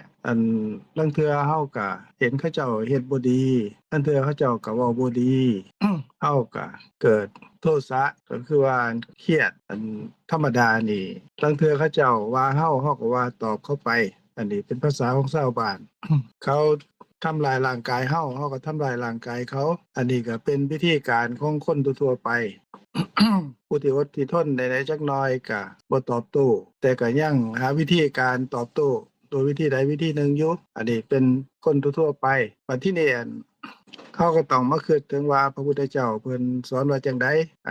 น้องน้อยเราถามนี่ก็ดีแล้ว ในสมัยพุทธกาลนั่นน่ะ มีพราหมณ์ผู้หนึ่งเพิ่นชื่อว่าอโกสะพาลัทวาชพราหมณ์เมียเพิ่นน่ะไปฟังธรรมพระพุทธเจ้าเพิ่นบรรลุเป็นพระโสดาบันเด้เพิ่นนั่นกลับมาบ้านนี่เพิ่นก็เฮ็ดบุญเลี้ยงพระเลี้ยงเจ้านั่นนี่ก็ธรรมดาของผู้ที่เพิ่น มั่นคงในพระรัตนตรัยเด้เพิ่นเป็นพระโสดาบันแล้วว่าซั่นเถาะแต่ว่าผัวเพิ่นนั่นยังนับถือศาสนาอื่นอยู่บ่ได้นับถือพระพุทธเจ้าบัดทีนี้ผัวเราอยากเฮ็ดบุญก็เชิญพวกนักบวชนอกศาสนานั่นน่ะหมายความว่าบ่แม่นนักบวชในศาสนาพุทธเด้เชิญมาเลี้ยงแต่ว่าเราก็กำชับเมียเราเพราะว่าคันครูบาข้อยมานี่เจ้าอย่าสวนเว้าถึงชื่อพระพุทธเจ้าเด้อแต่ว่าซั่นครูบาหรือว่าสมณะของข้อยที่ข้อยเชิญมานี่เดี๋ยวเพิ่นสิเครียดก็รับปากรับคำกันบัดทีนี้ฮอดยามเลี้ยงยามผัวเฮ็ดบุญเราถือจานถือถ้วยเข้าไปเมินบัดทีนี้หลุดมือแล้วก็เพ้อเว้าเพิ่นว่าพรังปากว่านะโมตัสสะภะคะวะโตอะระหะโตสัมมาสัมพุทธัสสะโอ้ยบอกว่าอย่าสิเว้าจังได๋จังมาเว้าจังซี่พวกนักบวชนอกศาสนาที่มานั่นได้ยินว่าจังซั่นบอกอ้าวนี่เป็นสาวกของพระพุทธเจ้าเด้นี่พวกเฮานี่ไปหนีไปเลยเพิ่นว่าบ่รับ อันกินข้าวปลาอาหารนั่นก็บ่กินแล้วหนีไปเลยผัวเราเครียดว่าซั่นโอ๊ยรถด่าสารพัดด่าเราว่าข้อยบอกเจ้าแล้วเจ้าก็ยังมาเว้าถึงพระพุทธเจ้าถึงสมณะของเจ้าอยู่เห็นบ่ล่ะครูบาข้อยหนีไปเบิดแล้วข้อยนี่สิไปด่าพระพุทธเจ้าเมียเราก็บอกว่าไปโลดเจ้าไปเลยแล้วก็ไปอีหลีว่ะใจเราก็ถึงคือกันนะไปเข้าเฝ้าพระพุทธเจ้าไปแล้วก็ไปด่าเพิ่นอีหลีว่าจังไดจนเราเมื่อยว่าซั่นเถาะพระพุทธเจ้าเพิ่นก็นิ่งเด้เพิ่นบ่ตอบบ่โต้อิหยังบัดทีนี้เราเว้าไปจนเมื่อยแล้วจนความโกรธของเราน่ะมันเบาบางลงอะเด้คือกับน้ำมันเต็มแก้วแล้วก็เทออกเบิดแล้วอะแล้วก็จังได๋วะว่าคักปานนี้พระพุทธเจ้าเพิ่นคือจังว่าอยู่ซื่อๆเพิ่นบ่ตอบบ่โต้อิหยังเป็นจังไดเนาะก็เลยกราบทูลถามว่าข้าน้อยนี่ด่าพระองค์ซุแนวเลยนี่พระองค์เป็นหยังจังบ่ตอบบ่โต้เลยพระพุทธเจ้าเพิ่นตรัสว่าเอาพราหมณ์คันคนไปบ้านเจ้าไปยามเจ้านี่เจ้าเอาข้าวปลาอาหารเอาของกินของนั่นของนี่มาต้อนรับเขานี่คันเขาบ่กินแล้วนี่คันเขาบ่กินของนั้นเลยนี่ของนั้นเป็นของผู้ใดพราหมณ์ก็ตอบว่าเป็นของข้าน้อยเองว่าซั่นอาตมาก็คือกันนั่นแหละจังซั่นแหละคำบ่ดีของท่านที่ด่าอาตมานี่ก็เป็นความบ่ดีของเจ้าแม่นบ่ตถาคตพระพุทธเจ้าเพิ่นใช้คำแทนตนว่าตถาคตบ่รับสิ่งที่เจ้าเว้ามาทั้งหมดสิ่งทั้งหมดเป็นสิ่งบ่ดีบ่งามก็เป็นของเจ้าเองจังซั่นก็เป็นของเจ้าผู้เดียวแม่นบ่โอ้ยจังซั่นล่ะขาน้อยว่าซั่นบัดทีนี้เราเกิดความเหลื่อมใสขึ้นได้เลยขอบวชว่าซั่นเถาะขอบวชอีกบ่โดนเราก็บรรลุอรหันต์เด้เนี่ยวิธีการเพิ่นจังซี่เด้ก็หมายความว่าเขาเจ้าเว้าบ่ดีก็ตามเฮ็ดบ่ดีก็ตามกับเฮาอันนั้นก็เป็นความบ่ดีของเขาเด้ความเครียดหรือความโกรธคือโทสะเกิดกับใจของเขาในขณะนั้นนี่มันก็เผาใจของเขาเจ้าเองเด้โทสะที่เกิดขึ้นความเครียดความโกรธทั้งเว้าทั้งนั้นทั้งนี้ออกมาน่ะมันเป็นการเอากิเลสเอาความชั่วความบ่ดีในใจของเขาออกมาให้เฮาเบิ่งแฮงเว้า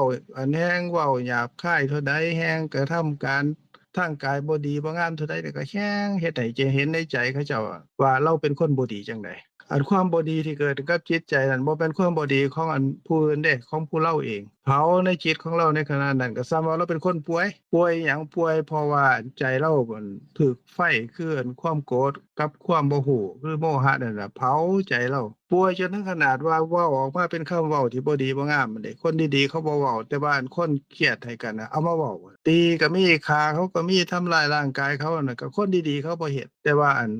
คนดีเขาบ่เฮ็ดแต่ว่าคนบ่ดีเฮ็ดก็แสดงว่าเราบ่ดีทั้งใจพร้อมบ่ดีทั้งปากพร้อมบ่ดีทั้งกายพร้อมคันแม่นของเน่าก็เน่าทั้งตัวเลยว่าซั่นเถาะคันสิเปรียบเป็นของสกปรกก็ในตัวของเขาเจ้ามีแต่ของสกปรกใจเขาเจ้าก็สกปรกคันสิเปรียบเป็นขยะเปรียบเป็นของสกปรกของบ่ดีมันก็เป็นของเขาอยู่ในใจเขาอยู่แล้วเขาก็เฮ็ดให้เราเห็นอยู่แล้วว่าเขาเว้าจังซั่นมันบ่ดีเป็นคนบ่ดีเอากิเลสออกมาอวดผู้อื่นเอามาประจานตนเองมาเฮ็ดทางกายออกมาจังซี่บ่ดีเว้าจังซี่ก็บ่ดีแล้วก็เผาใจเขาอยู่แล้วเขาควรสิสิตนเขาเจ้าได้ว่าโอ้ยเราป่วยตัวนี้สุว่าน้องน้อยนี่ไปเห็นคนป่วยคนเพ้อคนนั้นคนนี้ตีอกซกโตด่าผู้นั้นผู้นี้เฮาสิเครียดให้เขาบ่เฮาฮู้ว่าเขาเจ้าป่วยเขาบ่ได้สติสตังค์อิหยังคันที่เปรียบเป็นของสกปรกเป็นของแบบประเภทที่ว่าเป็น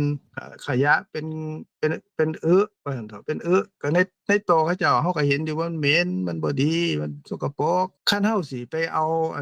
ขอเขาเจ้ามาหรือว่าเอามาใส่ตัวเฮานี่มันสิถูกต้องบ่ก็หมายความว่า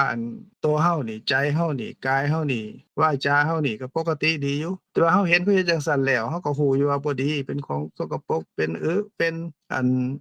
ขังขยะเฮาก็ไปขอเขาเจ้ามาเอาใส่ตัวเฮาเนี่ยมันสิสลาดบ่วิธีการก็คือว่าเฮาฟังเฮาเบิ่งซื่อๆก็คิดที่ตนเขาเจ้าว่าโอ้ยเจ้าก็แม่นเนาะเอาความบ่ดีเอาความชั่วเจ้าของในใจออกมาอวดผู้อื่นเนาะตอนนี้เจ้าก็เป็นทุกข์อยู่เนาะเว้าก็เป็นสิ่งที่บ่ดีก็นำทุกข์มาให้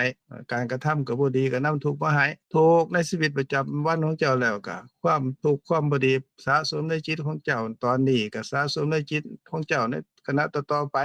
ผลของความบ่ดีนี่ก็สินำเจ้าไปให้ไปเกิดในอบายพุทธวัตถุคติที่ไปเป็นบ่ดีคือเกิดเป็นสัตว์นรกเกิดเป็นสัตว์เดรัจฉานเกิดเป็นเปรตเกิดเป็นอสุรกายอันนี้เรา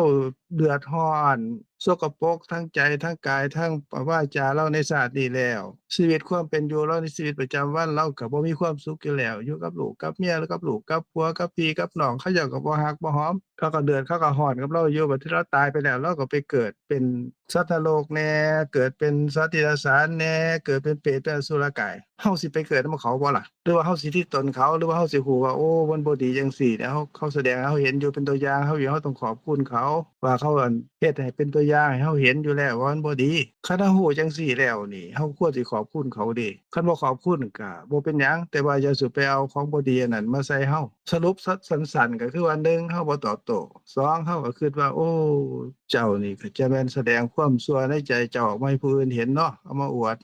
คันเจ้าบ่ดีก็เป็นความบ่ดีของเจ้าเองบ่แม่นความบ่ดีของข้อยสิดีหรือบ่ดีก็ตามบ่ได้ขึ้นอยู่นำเจ้าเกลียดเจ้าโกรธขมโน่นนี่มันขึ้นอยู่นำข้อยเองแล้วก็ข้อยก็ฮู้ว่าบ่ดีจังซี่ข้อยก็บ่ต้องเอามาย้า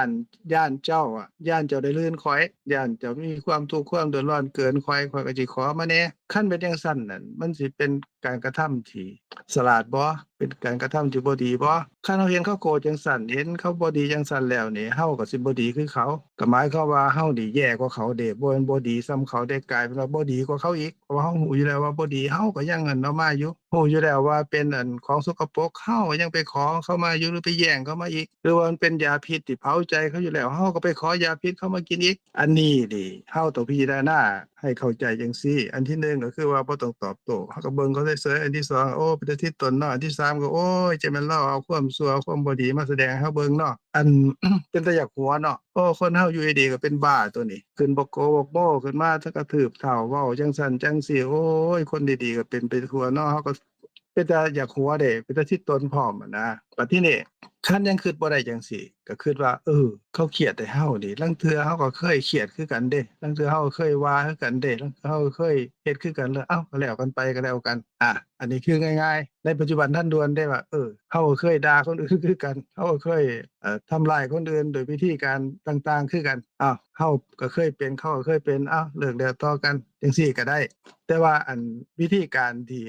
ข้าน้อยเว้าให้ฟังเป็นวิธีการของพระพุทธเจ้าเพิ่นปฏิบัติจังซั่นแล้วก็เพิ่นให้ที่ตนเขาในขณะที่เขากำลังไฟคือความร้อนใจคือความโกรธที่เกิดขึ้นน่ะแล้วก็มีความบ่ฮู้คือโมหะผสมอยู่นั่นน่ะแล้วก็แสดงออกมาให้เฮาได้เห็นเฮาก็เห็นเป็นตัวอย่างที่บ่ดีอันที่2ก็คือว่ามันเป็นความบ่ดีความชั่วของเขาเองแล้วเขาก็รับผลของเขาเองเฮาก็บ่ได้รับผลอิหยังจากเขาเพียงแต่ว่าได้เห็นในสิ่งที่บ่ดีได้ยินในสิ่งที่บ่ดีแต่ว่าอันนั้นก็เป็นผลของอกุศลที่เราเคยเฮ็ดมาจากชาติใดล่ะก็มาได้มาเห็นมานั่นจังซี่เลิกแล้วต่อกันไปก็สร้างมันเถาะจังซี่ก็ได้หรือว่าซั่นก็เมตตาเขาว่าโอ้เป็นที่ตนเนาะคนดีๆก็ป่วยคนดีๆก็เป็นบ้าขึ้นมาตัวนี้โอ้ปล่อยให้เป็นบ้าอยู่ผู้เดียวซะเฮาจะเป็นบ้านำเขาจังซี่ก็ได้ขาน้อยยกตัวอย่างขาน้อยเคยไปเฮ็ดงานมีหมู่เพิ่นทำงานนำกันประชุมกันเพิ่นเข้าใจผิดจังได๋ก็บ่รู้เพิ่นก็ท้ายด่าบักใหญ่ขาน้อยนั่งเบิ่งว่าคิดในใจว่าคนเฮานี่ก็เป็นบ้าเนาะอยู่ดีๆนำกันนี่ก็มาด่ามาร้ายมานั่นมานี่ขึ้นมาหน้าตาก็บ่งามบ่สวยเด้หน้าตาบิดหน้าตาเบี้ยวการเว้าการจามือไม้เป็นไปทั่วเป็นบ่งามไปหมดเลยโอ๊ยนั่งคิดจากหัวในใจอยู่น่ะบ่เครียดเด้คิดว่าเบิ่งคนเป็นบ้าตัวนี้ ก็จังซี่นะเขาเว้าไปแล้วล่ะเขาก็เซาเครียดแล้วเขาก็เสียอกเสียใจเองอันนี้ก็เป็นขาน้อยก็เว้ารวมๆจังซี่แหละสรุปก็คือว่า1ฟังบ่ต้องไปสนใจอันที่2ก็คันสนใจก็สนใจว่าเขาเจ้ากำลังเป็นป่วยเป็นป่วยกำลังทุกข์กำลังเหือดร้อนอันที่3ก็คิดว่าความชั่วเราเฮ็ดให้เราเห็นเป็นตัวอย่างก็บ่ดีเนาะเราก็บ่เอานำอีกอย่างหนึ่งก็คือว่าความชั่วความบ่ดีก็บ่แม่นของเราเป็นของเราบ่แม่นของเราก็ยกให้เราซะก็คือกันกับของที่ไปต้อนรับแขกนั่นแหละคันเขาบ่กินเขาบ่ดื่มมันก็ยังเหลืออยู่คือเก่าก็เป็นของเจ้าของบ้านนั่นแหละเราเป็นเจ้าของบ้านเจ้าของความโกรธความชั่วความบ่ดีก็เอากลับไปซะจังซี่พอสิคิดได้บ่ก็ลองพิจารณาเบิ่งเด้อประมาณนี้ก่อนเนาะมีหยังสิถามต่อก็ถามโดยเข้าใจหลายอาจารย์สงบตัวอย่างที่อาจารย์ยกให้ฟังหั้นนะกินใจเลยที่ว่าเพิ่นไปร้ายพระพุทธเจ้าแล้วเพิ่นบ่ตอบโต้หั้นนะจนถึงหมดแม็กซ์ของเราแล้วเรากลับสำนึกเองหั้นนะเป็นตัวอย่างที่ให้น้องชื่นใจนะก็จะได้เอาตัวนี้ไปปฏิบัตินั่นแหละฟังอย่างเดียวโดยเข้าใจอาจารย์สงบบ่มีคำถามเพิ่มเติมแล้วเจ้า โดยขอบใจคำถามน้องน้อยนี่ล่ะเป็นคำถามที่ประเสริฐที่เฮ็ดให้หลายคนได้เข้าใจนำและขอบใจท่านอาจารย์ก็คือถ้าเฮาต้องมีเมตตาคนอื่นเนาะเบื้องต้นเนาะท่านอาจารย์เนาะที่ท่านอาจารย์อธิบายมาเพราะอธิบายเฮามีเมตตาคนอื่นก็บ่แม่นคนอื่นได้แม่นจิตนี้กายนี้ใจนี้ได้จิตเฮาเป็นกุศลจิตคือเป็นกุศลเพราะว่าน้องน้อยเราบ่เคยฟังมาก่อนซึ่งเป็นชั่วโมงที่2ชั่วโมงแล้วนี่แม่นเข้าบ่ฮู้ว่าได้ฟังบ่แต่ว่าชั่วโมงนี้แม่นเพิ่นได้ฟังซึ่งเราบ่เคยฟังคำสอนของพระพุทธองค์มาจักเทื่อเลยแต่ก็เข้าวัดก็ได้ยินคำเป็นบาลีนั่นแหละแต่คำที่ว่ามาแปลฟังให้กันแบบนี้หั้นแม่นเทื่อทำอิฐของเราแต่ว่าโดยพื้นฐานแล้วเพิ่นเป็นคนจิตใจดีอยู่แล้วอะนะแต่พอมันต้องได้ยินได้ฟังแล้วได้ไตร่ตรองจึงรู้ว่าพระเจ้าสอนหยังซึ่งเป็นคำที่ประเสริฐหลายเป็นบุญหลาย สิ่งได้อธิบายให้น้องว่าคำของพระพุทธเจ้าเป็นคำที่ประเสริฐถ้าผู้ใดบ่มีบุญแล้วก็บ่ได้ยินแต่คันได้ยินแล้วบ่มีบุญน่ะนะก็บ่เข้าใจว่าเพิ่นสอนหยังก็บ่เอาหั้นนะซึ่งว่าพวกเขานี่แม่นประเสริฐแล้วที่เกิดมาพบนี้ชาตินี้ได้ยินเพราะเพิ่นยังใหม่ก็เลยต้องได้ให้ซึ่งก็เลยอธิบายเรื่องว่าต้องมีเมตตาแต่จริงๆแล้วนะถ้าฟังไปโดนๆน่ะมันมีหลายระดับเนาะ ก็ต้องได้เข้าใจว่าการที่ได้ยินการที่เห็นนั้นก็สักแต่ได้เห็นสักแต่ได้ยินซึ่งบ่มีเขาบ่มีเฮาบ่มีบุคคลนั่นน่ะมีแต่รูปแต่นามแต่เจตสิกมีแต่เจตสิกก็คือแปลภาษาลาวว่าเป็นสิ่งที่เกิดขึ้นกับจิตเกิดขึ้นตั้งอยู่แล้วก็ดับไปแล้วก็ว่างเปล่าแล้วก็บ่มีเฮาถ้าเฮาเข้าใจสภาวะตัวนี้เนี่ยจะบ่มีการใจร้ายเลยจ้ะแต่ว่าเบื้องต้นก็คือท่านอาจารย์ได้อธิบายให้น้องน้อยเบื้องต้น ก่อนน่ะนะเรายังมีหลายต้องได้สะสมการฟังการพิจารณาเพื่อให้เข้าใจถูกก็คือเกิดปัญญาคือความเข้าใจถูกนั่นล่ะจ้ะขอบใจท่านอาจารย์หลายๆและแล้วจะมีหยังผู้อื่นจะกล่าวจะถามให้ท่านอาจารย์บ่หรืออาจารย์กล่าวเติมจ้ะ ขอเติมจักน้อยหนึ่งอนุโมทนากับทานนางทองเสงเพิ่นเว้าว่าความเมตตาที่เกิดขึ้นกับจิตกับใจเฮานั่นก็เป็นน้ำซุมน้ำเย็นที่เกิดในใจเฮาเดะมันบ่ได้ไปเกิดอยู่ใจผู้อื่นอันแม่นความบ่ดีความโกรธก็เกิดขึ้นกับเขาเจ้าก็เป็นของเขาเจ้าบ่เผาใจเขาเจ้าบ่ได้เผาใจเฮาคันเฮาไปเครียดนำเขาเฮาก็เผาใจเฮานะอันนี้มันก็เป็นโทษแล้วก็เป็นประโยชน์กับเฮาคันเป็นสิ่งที่ดีเฮาเมตตาก็คือว่าโอ๊ยเขาเจ้าป่วยเนาะเขาเจ้าแสดงออกมาให้เฮาเห็นจังซี้เขาก็ป่วยไข้ทางใจเนาะเฮ็ดอันเว้าออกมาก็ดีเฮ็ดก็ดีก็เป็นสิ่งที่บ่ดีบ่งามโอ้ยจะแม่นเป็นที่สนเราเนาะเราชีวิตเราสะสมแต่ความโกรธความเครียดจังซี้ก็เราก็สิเดือดร้อนไปตลอดชีวิตของเราตายแล้วเราก็สิไปเกิดในอบายอันนี้ข้าน้อยขอเว้าเติมจักหน่อยหนึ่งว่าพระพุทธเจ้าเพิ่นนั่งกับพระภิกษุหลายๆที่เป็นบริวารเพิ่นน่ะเพิ่นเอานิ้วมือเพิ่นน่ะเหยียบดินขึ้นมาเม็ดดินอยู่ในนิ้วมือเพิ่นน่ะนะอยู่ในเล็บเพิ่นน่ะในเล็บเพิ่นน่ะเพิ่นก็ถามภิกษุว่าภิกษุอันดินอยู่ในเล็บของอยู่ในเล็บของเฮานี่กับดินอยู่บนในโลกเนี่ยอันใดหลายกว่ากันพระภิกษุที่เป็นบริวารแวดล้อมเพิ่นอยู่นั่นก็กราบทูลว่าโอ้ยข้าน้อยโดยข้าน้อยขี้ดินอยู่ในโลกนี่แล้วมันหลายกว่าแล้วก็อยู่ในติดอยู่ในเล็บพระองค์หน่อยเดียวเพิ่นก็ตัดว่าจังซั่นล่ะภิกษุทั้งหลายคนที่เกิดมาในโลกนี้แล้วตายไปแล้วสิเกิดมาเป็นคนได้อีกน้อยซ้ำเหมือนกับดินอยู่ในเล็บมือเฮานี่แหละพวกที่ตายไปแล้วไปเกิดในอบายนั่นน่ะหลายซ้ำกันกับดินอยู่ในโลกนี่แหละเป็นจั่งเป็นจังซั่นเพราะว่าในมือแต่ละมือในชีวิตประจำวันนี่เฮาเฮ็ดบาปหรือเฮ็ดบุญหลายกว่ากันก็ในกรณีที่น้องน้อยถามนี่ว่าใจผู้ที่เฮาเห็นเราโกรธเราเครียดเราแสดงออกมาทางกายก็ดีทางปากวาจาของเราก็ดีการกระทำก็ดีนั่นน่ะก็เป็นไฟคือโทสะเผาใจเดะไฟโทสะเผาใจนั่นก็มีไฟคือโมหะน่ะผสมเข้าไปบ่ฮู้ได้ว่าเจ้าของเครียดบ่ฮู้ได้ว่าเจ้าของเฮ็ดบาปเฮ็ดอกุศลบ่ฮู้ได้ว่าที่เกิดกับจิตนั่นคือโทสะก็ดีโลภโมหะที่เกิดร่วมก็ดีนั่นน่ะมันบ่แม่นเฮาเดะมันเป็นสิ่งที่เกิดกับจิตเพิ่นว่าเจตสิกตามที่ท่านนั้นต้องเสียงเว้านั่นแหละแล้วมันเกิดกับจิตแล้วมันบ่แม่นเฮาแล้วเกิดแล้วมันก็ดับก็บ่เหลืออยู่เฮาก็ไปคิดว่าเอ้ามันเป็นเฮาตัวนี้เฮาไปบอกเขาอีกก็ค่อยโกรธค่อยเครียดให้เจ้าได้นี่เจ้าเฮ็ดจังจังซั่นว่าจังซี่เจ้าเฮ็ดจังนั้นจังซี่ไปบอกเขาอีกนั่นน่ะที่แท้แล้วความโกรธอันนั้นก็บ่เป็นเฮาเดะแถมแล้วว่าเกิดขึ้นแล้วก็ดับไปก็บ่เหลืออยู่ อันนั้นน่ะบัดทีนี้กรณีซึ่งคนบ่มาเกิดกลับมาเกิดเป็นคนอีกเพราะอิหยังเพราะว่าแต่ละมื้อนั้นมีทั้ง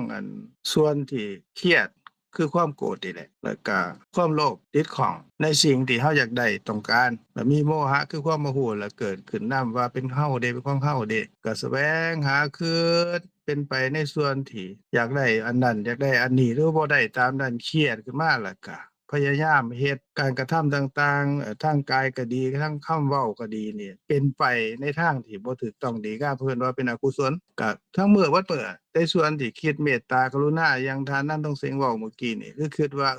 มันเป็นเจตสิกเกิดกับจิตเจตสิกเกิดกับจิตคำว่าเจตาแปลว่าจิตสิกะแปลว่าสิ่งที่เกิดขึ้นกับจิตถ้าเกิดขึ้นกับจิตมันก็บ่แม่นจิตจิตก็บ่แม่นมันเกิดขึ้นแล้วมันก็ดับไปก็บ่มีเหลืออยู่บ่เข้าใจเด้บัดทีนี้ก็คิดว่าเป็นเฮาก็เลยเป็นไปตามความโลภความโกรธความหลงแสดงออกมาในชีวิตประจำวัน24ชั่วโมงหลับไปฝันก็ยังได้ความเป็นเฮาเครียดให้ผู้นั้นฮักผู้นั้นชังผู้นี้อันนั้นเนี่ยก็เป็นไปกับความโลภความโกรธความหลงแต่ส่วนไปเป็นไปในความเมตตากรุณาการให้อภัยผู้อื่นเข้าใจตามความเป็นจริงแล้วก็ไปในส่วนที่เป็นการให้ทานก็ดีแล้วก็ประพฤติดีงามทางกายที่เอิ้นว่าการประพฤติสุจริตทางกายทางวาจาที่เอิ้นว่าเป็นกุศลศีลก็ดีหรือว่าเข้าใจตามความเป็นจริงว่าแต่ละขณะนี่มีแต่สภาพบ่มีเฮาสภาพที่เกิดขึ้นก็เบิดไปดับไปเบิดไปอันเนี้ยความเข้าใจจังซี่นี่มันเกิดน้อยเฮามาคิดเบิ่งว่าแต่ละมื้อเฮานี่ส่วนที่เป็นบุญเป็นกุศลนี่มันเกิดหลายบ่หรือว่ามันเป็นไปในความโลภความโกรธความหลงเป็นไปด้วยความเป็นเฮาของเฮาตัวตนของเฮาเบิดมื้อเบิดเว้นอยู่เนี่ยมื้อใดก็เป็นจังซี่แหละตลอดชีวิตพอตายไปแล้วด้วยผลของการกระทำที่เป็นอกุศลนั่นแหละนะคิดเป็นไปในส่วนอกุศลก็เฮ็ดอกุศลทางกายทางวาจานั่นน่ะมันก็นำไปสู่การเกิดเป็นสัตว์นรกสัตว์เดรัจฉานเป็นเปรตเป็นอสุรกายสัตว์ทั้งหลายที่มันเกิดมานั่นมันก็ไปจากคนนี่แหละเผื่อเฮาเคยพบเคยเห็นนี่แหละบ่ได้ไปจากไสนั่นแหละพระพุทธเจ้าเพิ่นตรัสว่าสิกรรมมาเกิดเป็นคนดีกันน้อยซ้ำกับขี้ดินติดในเล็บพระองค์นอกนั้นนี่ซ้ำกันกับดินที่อยู่บนโลกนี่แหละบ่ได้มาเกิดอีกเพราะหยังอันนี้เฮาก็มาเบิ่งว่าในชีวิตประจำวันของเฮานั่นล่ะเฮาได้ประกอบคุณงามความดีในส่วนที่เป็นกุศลในการให้ทานก็ดีในการให้อภัยก็ดีอภัยทานคือการให้อภัยนะเฮาบ่โกรธบ่เกลียดเฮาเข้าใจตามที่ขน้อยเว้านั่นแหละตัวอย่างที่พระพุทธเจ้าเพิ่นแสดงนั่นแหละเป็นไปในส่วนที่คิดถูกต้องดีงามเป็นไปในความเมตตากรุณาเอื้อเฟื้อแผ่สละแบ่งปันบุคคลแน่คนแน่สัตว์แน่ตามที่ควรสิเป็นอันนี้แหละเป็นเหตุที่ให้เฮาได้บ่เกิดเป็นคนอีกหรือว่าซั่นก็ไปเกิดในสุคติโลกสวรรค์เฮามาสร้างเบิ่งใจเฮานี่แหละแต่ละมื้อนี่มันเป็นบาปหรือเป็นบุญหลายกว่ากันอันผู้ที่เราโกรธเราเกลียดเราแสดงออกมานั่นนี่มันเป็นนิสัยของเราก็สะสมนั่นก็หมายความว่าเราจองมองสิไปอบายเลยเด้อหมายความว่าไปในส่วนทางที่บ่ดีทั้งในปัจจุบันนี่ก็ทุกข์เดือดร้อนอยู่แล้วใจเราแต่ละขณะไปข้างหน้านี่แต่ละมื้อก็เผาตัวเองจังซั่นบัดนี้ก็จองมองสิไปเกิดเป็นสัตว์นรกเกิดเป็นสัตว์เดรัจฉานเป็นเปรตเป็นอสุรกายนั่นคันบ่จองก็ซ้ำว่าจองเพราะว่าเฮาเฮ็ดไว้เฮาก็ต้องไปจังซั่นเด้อันนี้คือความเป็นจริงแนวนั้นบัดนี้คันเฮาประกอบคุณงามความดีในส่วนที่เป็นกุศลในความเสียสละแบ่งปันแก่คนแน่แก่สัตว์แน่แล้วก็ในส่วนที่ประพฤติดีงามสุจริตกายวาจาในส่วนที่เข้าใจสภาพตามความเป็นจริงคือปัญญาเกิดขึ้นรู้ตามความเป็นจริงว่าแต่ละขณะนั้นเนี่ยมีแต่สภาพที่บ่มีเฮาเขาสัตว์บุคคลตัวตนเพราะว่ามันเกิดแล้วก็ดับเกิดแล้วก็ดับในขณะที่เห็นเกิดแล้วก็ดับขณะที่ได้ยินขณะที่ได้กินขณะที่กินข้าวกินน้ำรู้รสก็ดีหรือว่าถูกต้องสัมผัสทางกายหรือว่านึกคิดก็ดีมันเกิดขึ้นแล้วก็ดับเกิดขึ้นแล้วก็ดับเกิดขึ้นแล้วก็ดับว่างเปล่าเบิดมื้อเลยเป็นจังซี่แต่ละขณะก็มีตั้งแต่สภาพที่เป็นจริงจังซี่แต่เพิ่นว่ามีแต่สภาพธรรมอันนี้เป็นปัญญาเด้รู้ตามความเป็นจริงก็สิละคายความโมโหความยึดติดในโลภะโทสะโมหะว่าเป็นเฮาการกระทำกายวาจาใจนั่นนี่ออกมาก็เป็นเฮาของเฮาตัวตนของเฮาน่ะก็สิละคายได้ตามลำดับเด้อันนี้ก็เว้าตื่มแต่ว่าตื่มยาวเลยจักหน่อยเด้อก็ปานนี้ก่อนเนาะโดยขอบใจท่านอาจารย์หลายๆเจ้ามีผู้ใดมีเพิ่มเติมบ่หรือว่ามีคำถามประเด็นนี้เติมบ่เจ้าวางคั่นนั้นน้องเห็นอ้ายอัคราเปิดไมค์อ้ายอัครามีหยังจะแนะนำมีหยังจะเว้าบ่อ้ายมีหยังจะกล่าวบ่เจ้าครับก็จริงๆก็คือท่านอาจารย์สงบตอบไปแล้วแต่ว่าขอย้อนกลับนิดนึงว่าคุณน้อยครับ เอ่อในขณะที่เราโกรธเนี่ยคุณน้อยจริงๆประเด็นที่คุณน้อยอยากทราบก็คือมีวิธีอย่างไรที่จะดับโทสะได้ครับก็ที่ผมตอบจริงๆมันก็ไม่ได้มีวิธีอะไรนอกจากว่าได้รู้จักความโกรธที่จริงที่จะคุยนิดนึงตรงนี้ก็คืออ่าตกลงโกรธเนี่ยคือก็ใครโกรธก็เป็นเราโกรธถ้าไม่มีเราเนี่ยจะโกรธอะไรครับจะโกรธได้ไหมครับจริงๆก็คือไอ้พิจารณาคือถ้าเราได้รู้จักว่าคำว่าโทสะก็คือความโกรธที่อยู่ในใจเราเนี่ยถ้าเราได้รู้จักจริงๆก็เปรียบเหมือนกับที่เคยคุยก็คือถ้าเรารู้จักว่างูเนี่ยครับงูที่มีพิษเนี่ยครับกับงูที่ไม่มีพิษเนี่ยครับถ้าเรารู้จักงูที่มีพิษแล้วเราก็จะรู้โทษเราก็จะกลัวครับก็จะระมัดระวังต่อสิ่งนั้นแล้วก็จะรู้ว่าถ้ามันอยู่กับเราเนี่ยมันก็มีโทษทำร้ายเราครับซึ่งตรงนี้คิดว่าจะต้องทำอะไรไหมนอกจากรู้จักครับรู้จักเขาจริงๆก็รู้จักโกรธนั่นแหละครับทีนี้จะดับความโกรธได้เนี่ยมีวิธีอย่างไรก็เมื่อก่อนที่ท่านอาจารย์กล่าวนะครับในก่อนสมัยพุทธกาลก็มีวิธีการที่จะหลบหลีกในสิ่งที่จะเข้ามาทำให้เราโกรธครับก็เป็นวิธีการปฏิบัติอย่างหนึ่งครับแต่ว่าเมื่อมีพระพุทธเจ้าเกิดขึ้นแล้วเนี่ยก็รู้ท่านค้นพบว่าวิธีที่จะดับสิ่งนั้นเนี่ยก็มีวิธีหนึ่งครับก็เป็นกระบวนการอีกแบบหนึ่งก็มีชื่อโดยเฉพาะแต่เหมือนที่น้องเสงบอกว่าคุณน้อยเนี่ยยังไม่เคยได้ฟังได้ศึกษาธรรมะเลยทีนี้ถ้าจะกล่าวตรงนั้นก็ดูว่าจะเป็นเรื่องที่มันค่อนข้างจะเป็นภาษาที่ยากไปครับแต่ว่าที่ท่านอาจารย์โศกกล่าวมาเนี่ยก็เป็นภาษาที่เข้าใจกันได้ครับก็คงประมาณนี้ครับขอบคุณมากครับโดยเข้าใจไอ้คณะหลายๆจ้ะซึ่งประเด็นที่น้องน้อยถามเป็นประเด็นที่ดีคือคำสอนพระพุทธเจ้าเป็นประเด็นที่ประเสริฐหมดแล้วจ้ะเพื่อว่าให้ได้เข้าใจได้ยินได้ฟังคำที่เพิ่นตรัสไว้ว่าจังใดจ้ะซึ่งประเด็นที่ว่าถามมื้อนี้มันใช้กับชีวิตประจำวันเฮาหลายอีหลีทุกขณะเลยถือว่าเป็นประเด็นที่ดีหลายๆเลยจ้ะประเด็นหนึ่งที่ประเสริฐจ้ะท่านอาจารย์จะการยังเพิ่มบ่อาจารย์กาญจนาก็ได้อาจารย์สนุกก็ได้หรือว่าท่านอื่นๆจะมีคำถามเพิ่มจุดนี้บ่หรือว่าเฮาสิกายบ่หรือสิลงจุดนี้ต่อจ้ะค่ะกับท่านอาจารย์สงบอาจารย์แดงค่ะกับขออนุญาตท่านอาจารย์เนาะแล้วก็พี่น้องๆ ได้อยู่การไปก็ ตอน ยัง นี้ มา คือ ถามมาสนทนากับน้องได้เข้าใจหลายๆจ้ะ ยัง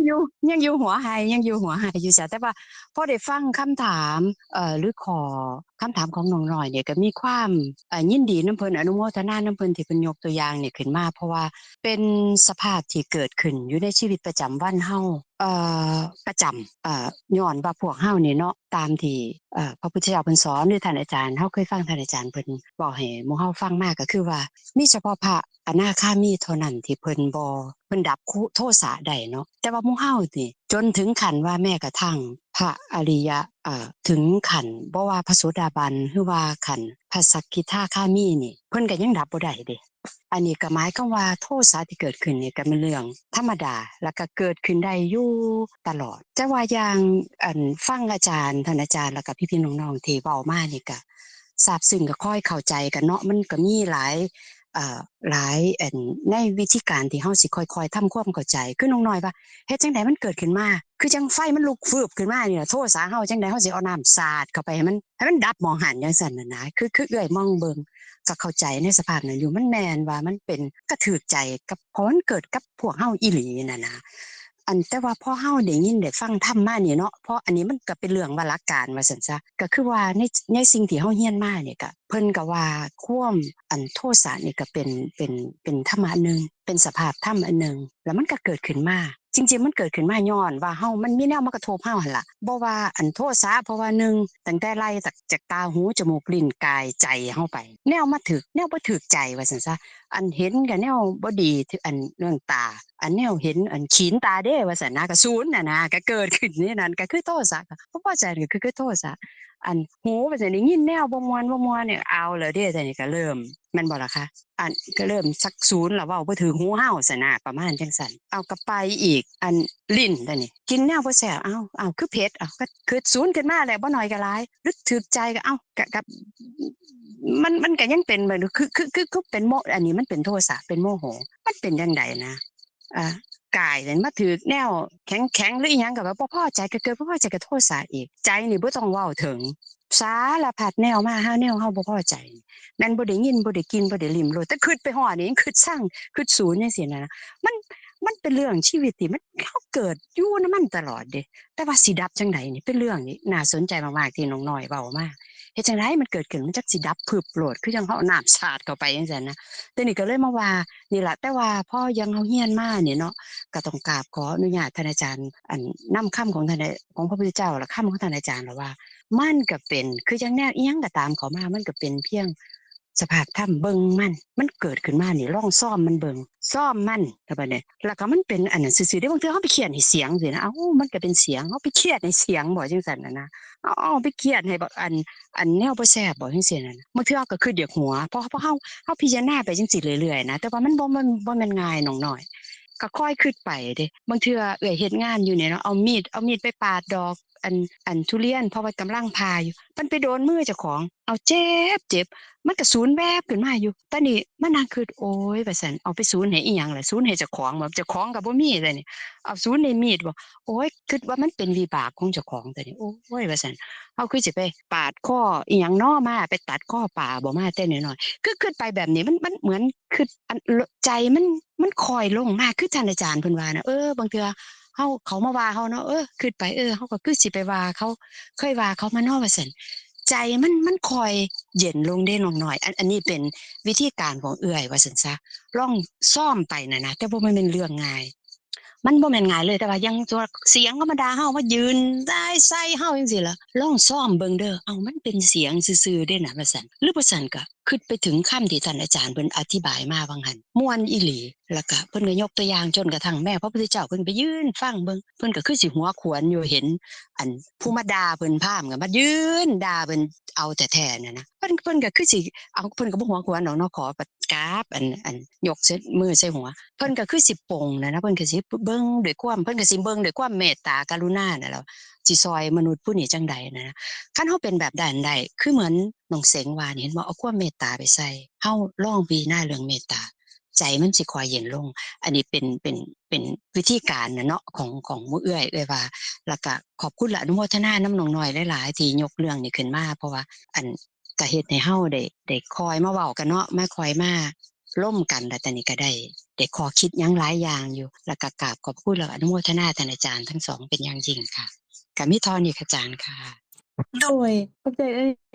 หลายๆเจ้าเข้าใจแม่หลายๆเจ้าที่ได้มาร่วมกับนั้นน้องๆแล้วก็พวกน้องเจ้าก็เข้าใจอ้ายอัคราที่ได้กล่าวเมื่อกี้นี้น้อยก็คงต้องได้ท่าฟังแหละว่าอ้ายเพิ่นสิเว้าหยังตัวที่จะบอกเพิ่นยังบ่บอกเป็นหยังจุดนั้นน่ะนะอาจารย์นั้นสงบเพิ่นก็จะบอกคือกันเพิ่นก็กล่าวๆไปได้แล้วแต่ก็ยังบ่ทันได้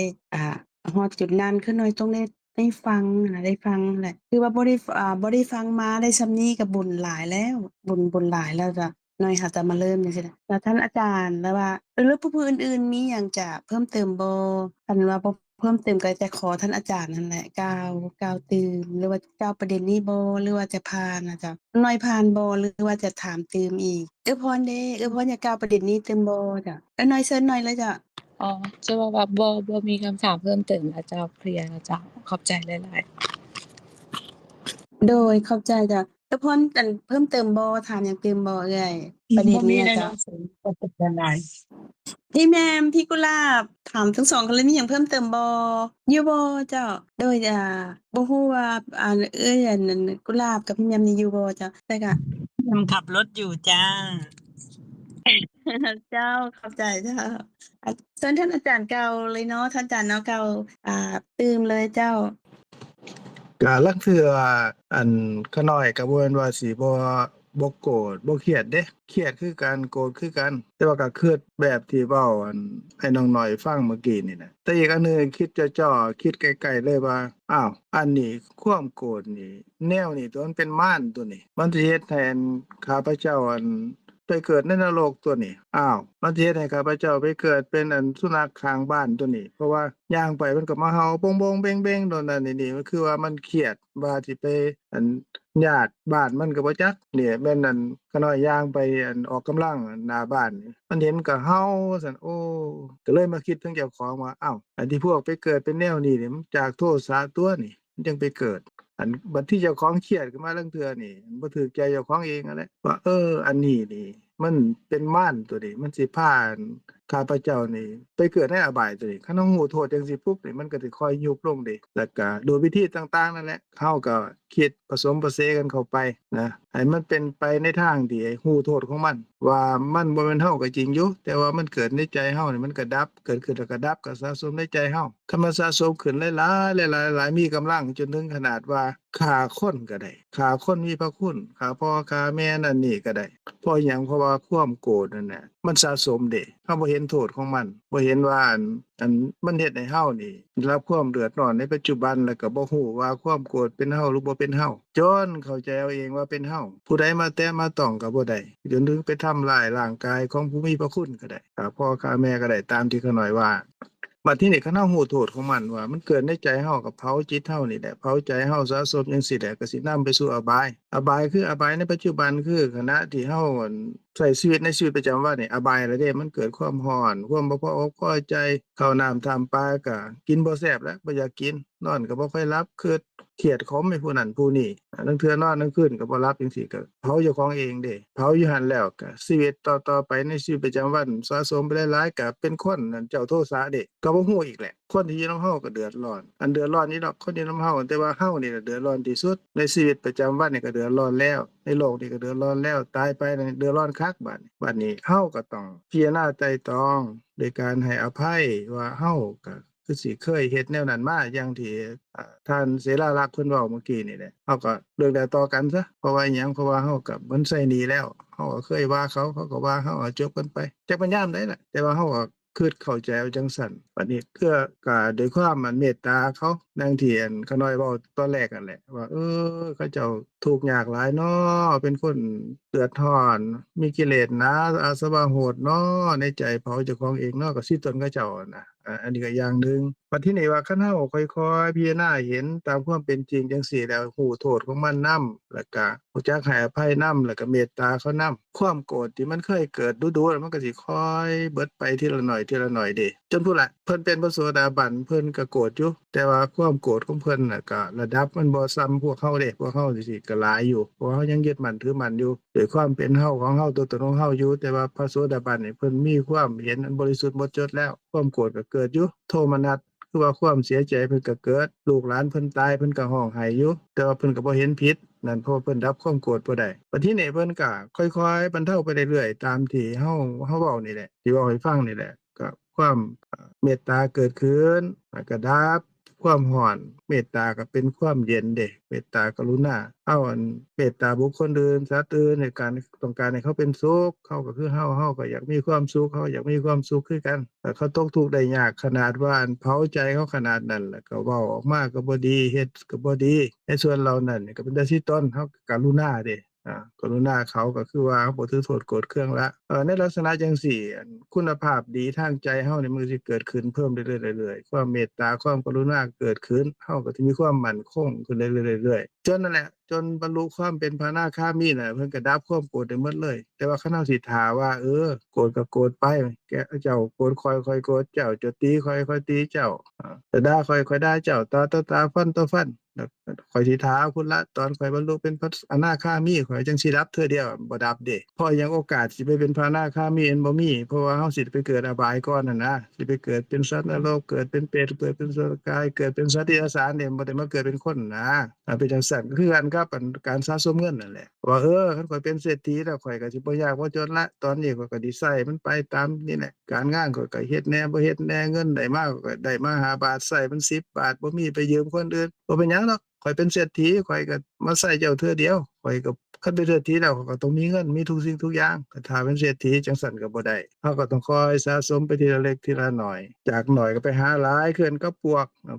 กอันนำดินมาทีละเล็กทีละน้อยเป็นโพนบักใหญ่ขึ้นมานั่นแหละดินทีละเม็ดสะสมหรือว่าพวกแมลงผึ้งตัวผึ้งก็นำน้ำหวานมาทีละนิ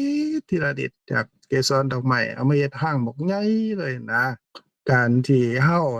ที่ร่ำรวยเป็นเศรษฐีได้มันก็ต้องมาจากสะสมไปทีละเล็กทีละน้อยทีละเล็กทีละน้อยอันนี้ก็เปรียบเทียบก็ว่าคันเฮาเป็นพระอนาคามีแล้วเฮาก็สิบ่โกรธหรอกก็สิไปถามเทื่อเดียวนั่นก็ซ้ำว่าเว้าว่าข้อยเป็นเศรษฐีแล้วข้อยบ่ยากบ่จนดอกมันก็แม่นอยู่แต่ว่ายามใดล่ะเจ้าสิเป็นเศรษฐียามใดล่ะเจ้าสิเป็นพระอนาคามีแต่ว่าคันสิไปตอนนั้นมันก็เริ่มจากก้าวแรกก็คือตามที่ขาน้อยบอกมานั่นแหละคอยสะสมไปเห็นโทษของมันโทษก็คือว่าเฮานี่แหละมันเกิดขึ้นในใจเฮาก็เผาใจเฮานี่แหละเกิดในใจเขาก็เผาใจเขานี่แหละคันมันเป็นเกิดใจเขาแล้วเฮาอยากได้ก็ไปเอาของเขามาใส่ใจเฮาโกรธนำเขาเครียดนำเขาจังซั่นมันก็เวรภัยแรงที่เพิ่มขึ้นหลายๆเพิ่มขึ้นทั้งเฮาทั้งเขาก็ไปนำกันกอดคอกันไปอบายเดือดร้อนในชีวิตประจำวันแล้วก็เดือดร้อนนำกันนั่นแหละแล้วก็ตายไปก็ไปเดือดร้อนในนรกก็พ้อกันอีกก็ใครแหน่พ้อบ่พ้อพุ่นนี่แต่ว่ามันก็เกิดนำกันนั่นแหละไปเกิดเป็นสัตว์ไปเกิดเป็นสร้างม้านั่นนี่ปุ๊บก็เอากำลังแล้วตัดสินกันยามมันเครียดมันโกรธให้กันเนี่ยอย่างสร้างม้างัวก็ดีมันพ้อกันปุ๊บมันใช้กำลังในตัดสินฝ่ายก็ตุ้มโลดแดเฮาสิเอาแบบมันนั่นเฮาก็เลื่อนฐานะของเฮาลงไปสู่เป็นพวกเดียวกันมีสภาพจิตเท่ากันนั่นแหละเฮาก็พิจารณาเบิ่งทีละเล็กทีละน้อยทีละทุกแง่ทุกมุมมันก็สิคอยบรรเทาเบาบางความโกรธลงได้ดอกนะก็โดยประมาณนี้แหละ โดยขอบใจท่านอาจารย์หลายๆเจ้าม่วนลึกซึ้งหลายอาจารย์อันที่กล่าวมาน่ะเจ้าม่วนแล้วก็ลึกซึ้งแรงอาจารย์คือทุกอย่างก็ต้องตามลำดับเนาะได้ยินได้ฟังคำของพระพุทธองค์ฟังผู้เพิ่นเอาคำของพระพุทธองค์มากล่าวแล้วก็ฟังแล้วก็พิจารณาไตร่ตรองมันก็จะเข้าใจตามลำดับไปจนถึงที่สุดคือหนทางของพวกเขาก็คือฟังแล้วก็พิจารณาสิ่งที่ประเสริฐสุดก็คือชั่วโมงที่เราได้สนทนาธรรมกันน่ะสนทนาธรรมอันเป็นมงคลเนี่ยเจ้าในเวลาเราหั้น8หา758แต่ตอนนี้หั้นเลยมา40นาทีแต่ว่ามันก็เป็นสิ่งที่ไพเราะและลึกซึ้งหลายก็คือสิได้อยู่เนาะก็คงเอาไว้คราวนี้ละมื้ออาทิตย์หน้าเราค่อยมาต่อมีอะไรก็ได้มาถามท่านอาจารย์หรือมาสนทนาเนี่ยกับญาติพี่น้องในกลุ่มขอบใจท่านอาจารย์ทั้งสองหลายๆแล้วก็ขอบใจนำญาติพี่น้องในกลุ่มเจ้าที่ให้ได้มีการนั้นสนทนากันที่อันเป็นมงคลอันประเสริฐนี้เจ้าท้ายนี้ก็ต้องได้กล่าวคำแผ่เมตตาเนาะพอดีเอ้ยแมวอยู่มื้อนี้เนี่ยเอ้ยแมวสะดวกบ่เอ้ย จ้ะกล่าวได้อยู่จ้ะพอดีเลิกงานพอดีก็หลายมื้อแล้วเนาะบ่ได้มีโอกาสเข้ามาร่วมกับพี่กับน้องเพราะว่ายุ่งกับการกับงานหลายบ่ว่าทั้งกลุ่มใดก็ตามนะก็ต้องกราบอนุโมทนากับทุกท่านกับท่านอาจารย์เป็นอย่างสูงยิ่งเพราะฉะนั้นมื้อนี้เนาะท้ายพวกเฮาสิแยกกันก็ขอพวกเฮามาร่วมกันกราบนอบน้อมแด่องค์สมเด็จพระสัมมาสัมพุทธเจ้าผู้เป็นพระอรหันต์ตรัสรู้ชอบได้โดยพระองค์เองผู้ถึงพร้อมด้วยวิชาและจรณะผู้เสด็จไปดีแล้วผู้ฮู้แจ้งโลกเป็นครูผู้ฝึกบุรุษที่สมควรฝึกได้อย่างบ่มีไผยิ่งกลัวผู้เป็นศาสดาของเทวดาและมนุษย์ทั้งหลายผู้จำแนกแจกแจงพระธรรมอันประเสริฐขอกราบนอบน้อมแด่พระธรรมคำสอนที่พระองค์ทรงเคารพบูชาเป็นธรรมที่ผู้ศึกษาและปฏิบัติพึงปรากฏชัดได้ด้วยตัวเองขอกราบนอบน้อมแด่หมู่พระอริยสงฆ์องค์ข้าเจ้าทั้งหลายผู้ปฏิบัติเพื่อกำจัดราคะผู้ปฏิบัติเพื่อกำจัดโทสะผู้ปฏิบัติเพื่อกำจัดโมหะตรัสรู้อริยสัจธรรมตามพระภูมิพระภาคเจ้าด้วยอำนาจของพระรัตนตรัยขอสัตว์ทั้งหลายที่เป็นเพื่อนทุกข์เกิดแก่เจ็บตายด้วยกันทั้งหมดทั้งสิ้นขอจงเป็นสุขเถิดอย่าได้มีเวรแก่กันและกันเลยอย่าได้เบียดเบียนซึ่งกันและกันเลยอย่าได้มีความทุกข์กายทุกข์ใจเลยขอสัตว์ทั้งหลายมีความสุขกายสุขใจรักษาตนให้พ้นจากทุกภัยทั้งสิ้นเถิดข้าพเจ้าทั้งหลายขออุทิศส่วนกุศลที่ได้กระทำมาแล้วนี้แก่พ่อแม่ปู่ย่าตายายครูบาอาจารย์และผู้มีพระคุณของข้าพเจ้าทั้งหลายทั้งในปัจจุบันและอดีตอนันตชาติแก่ญาติพี่น้องมิตรสหายที่ล่วงลับไปแล้วตลอดทั้งเทวดาและมนุษย์ทั้งหลายขอท่านทั้งหลายมีจิตโสมนัสและอนุโมทนาในส่วนกุศลเหล่านี้ด้วยเถิดสาธุ สา ขอบ ธุ คุ อ ณ นุ ห โม ลาย ท ๆ นา เด้ กับ อ ทุกๆคนอนุโมทนากับท่านนางทองแสงกับญาติพี่น้องสุขุสุขคนเด้อ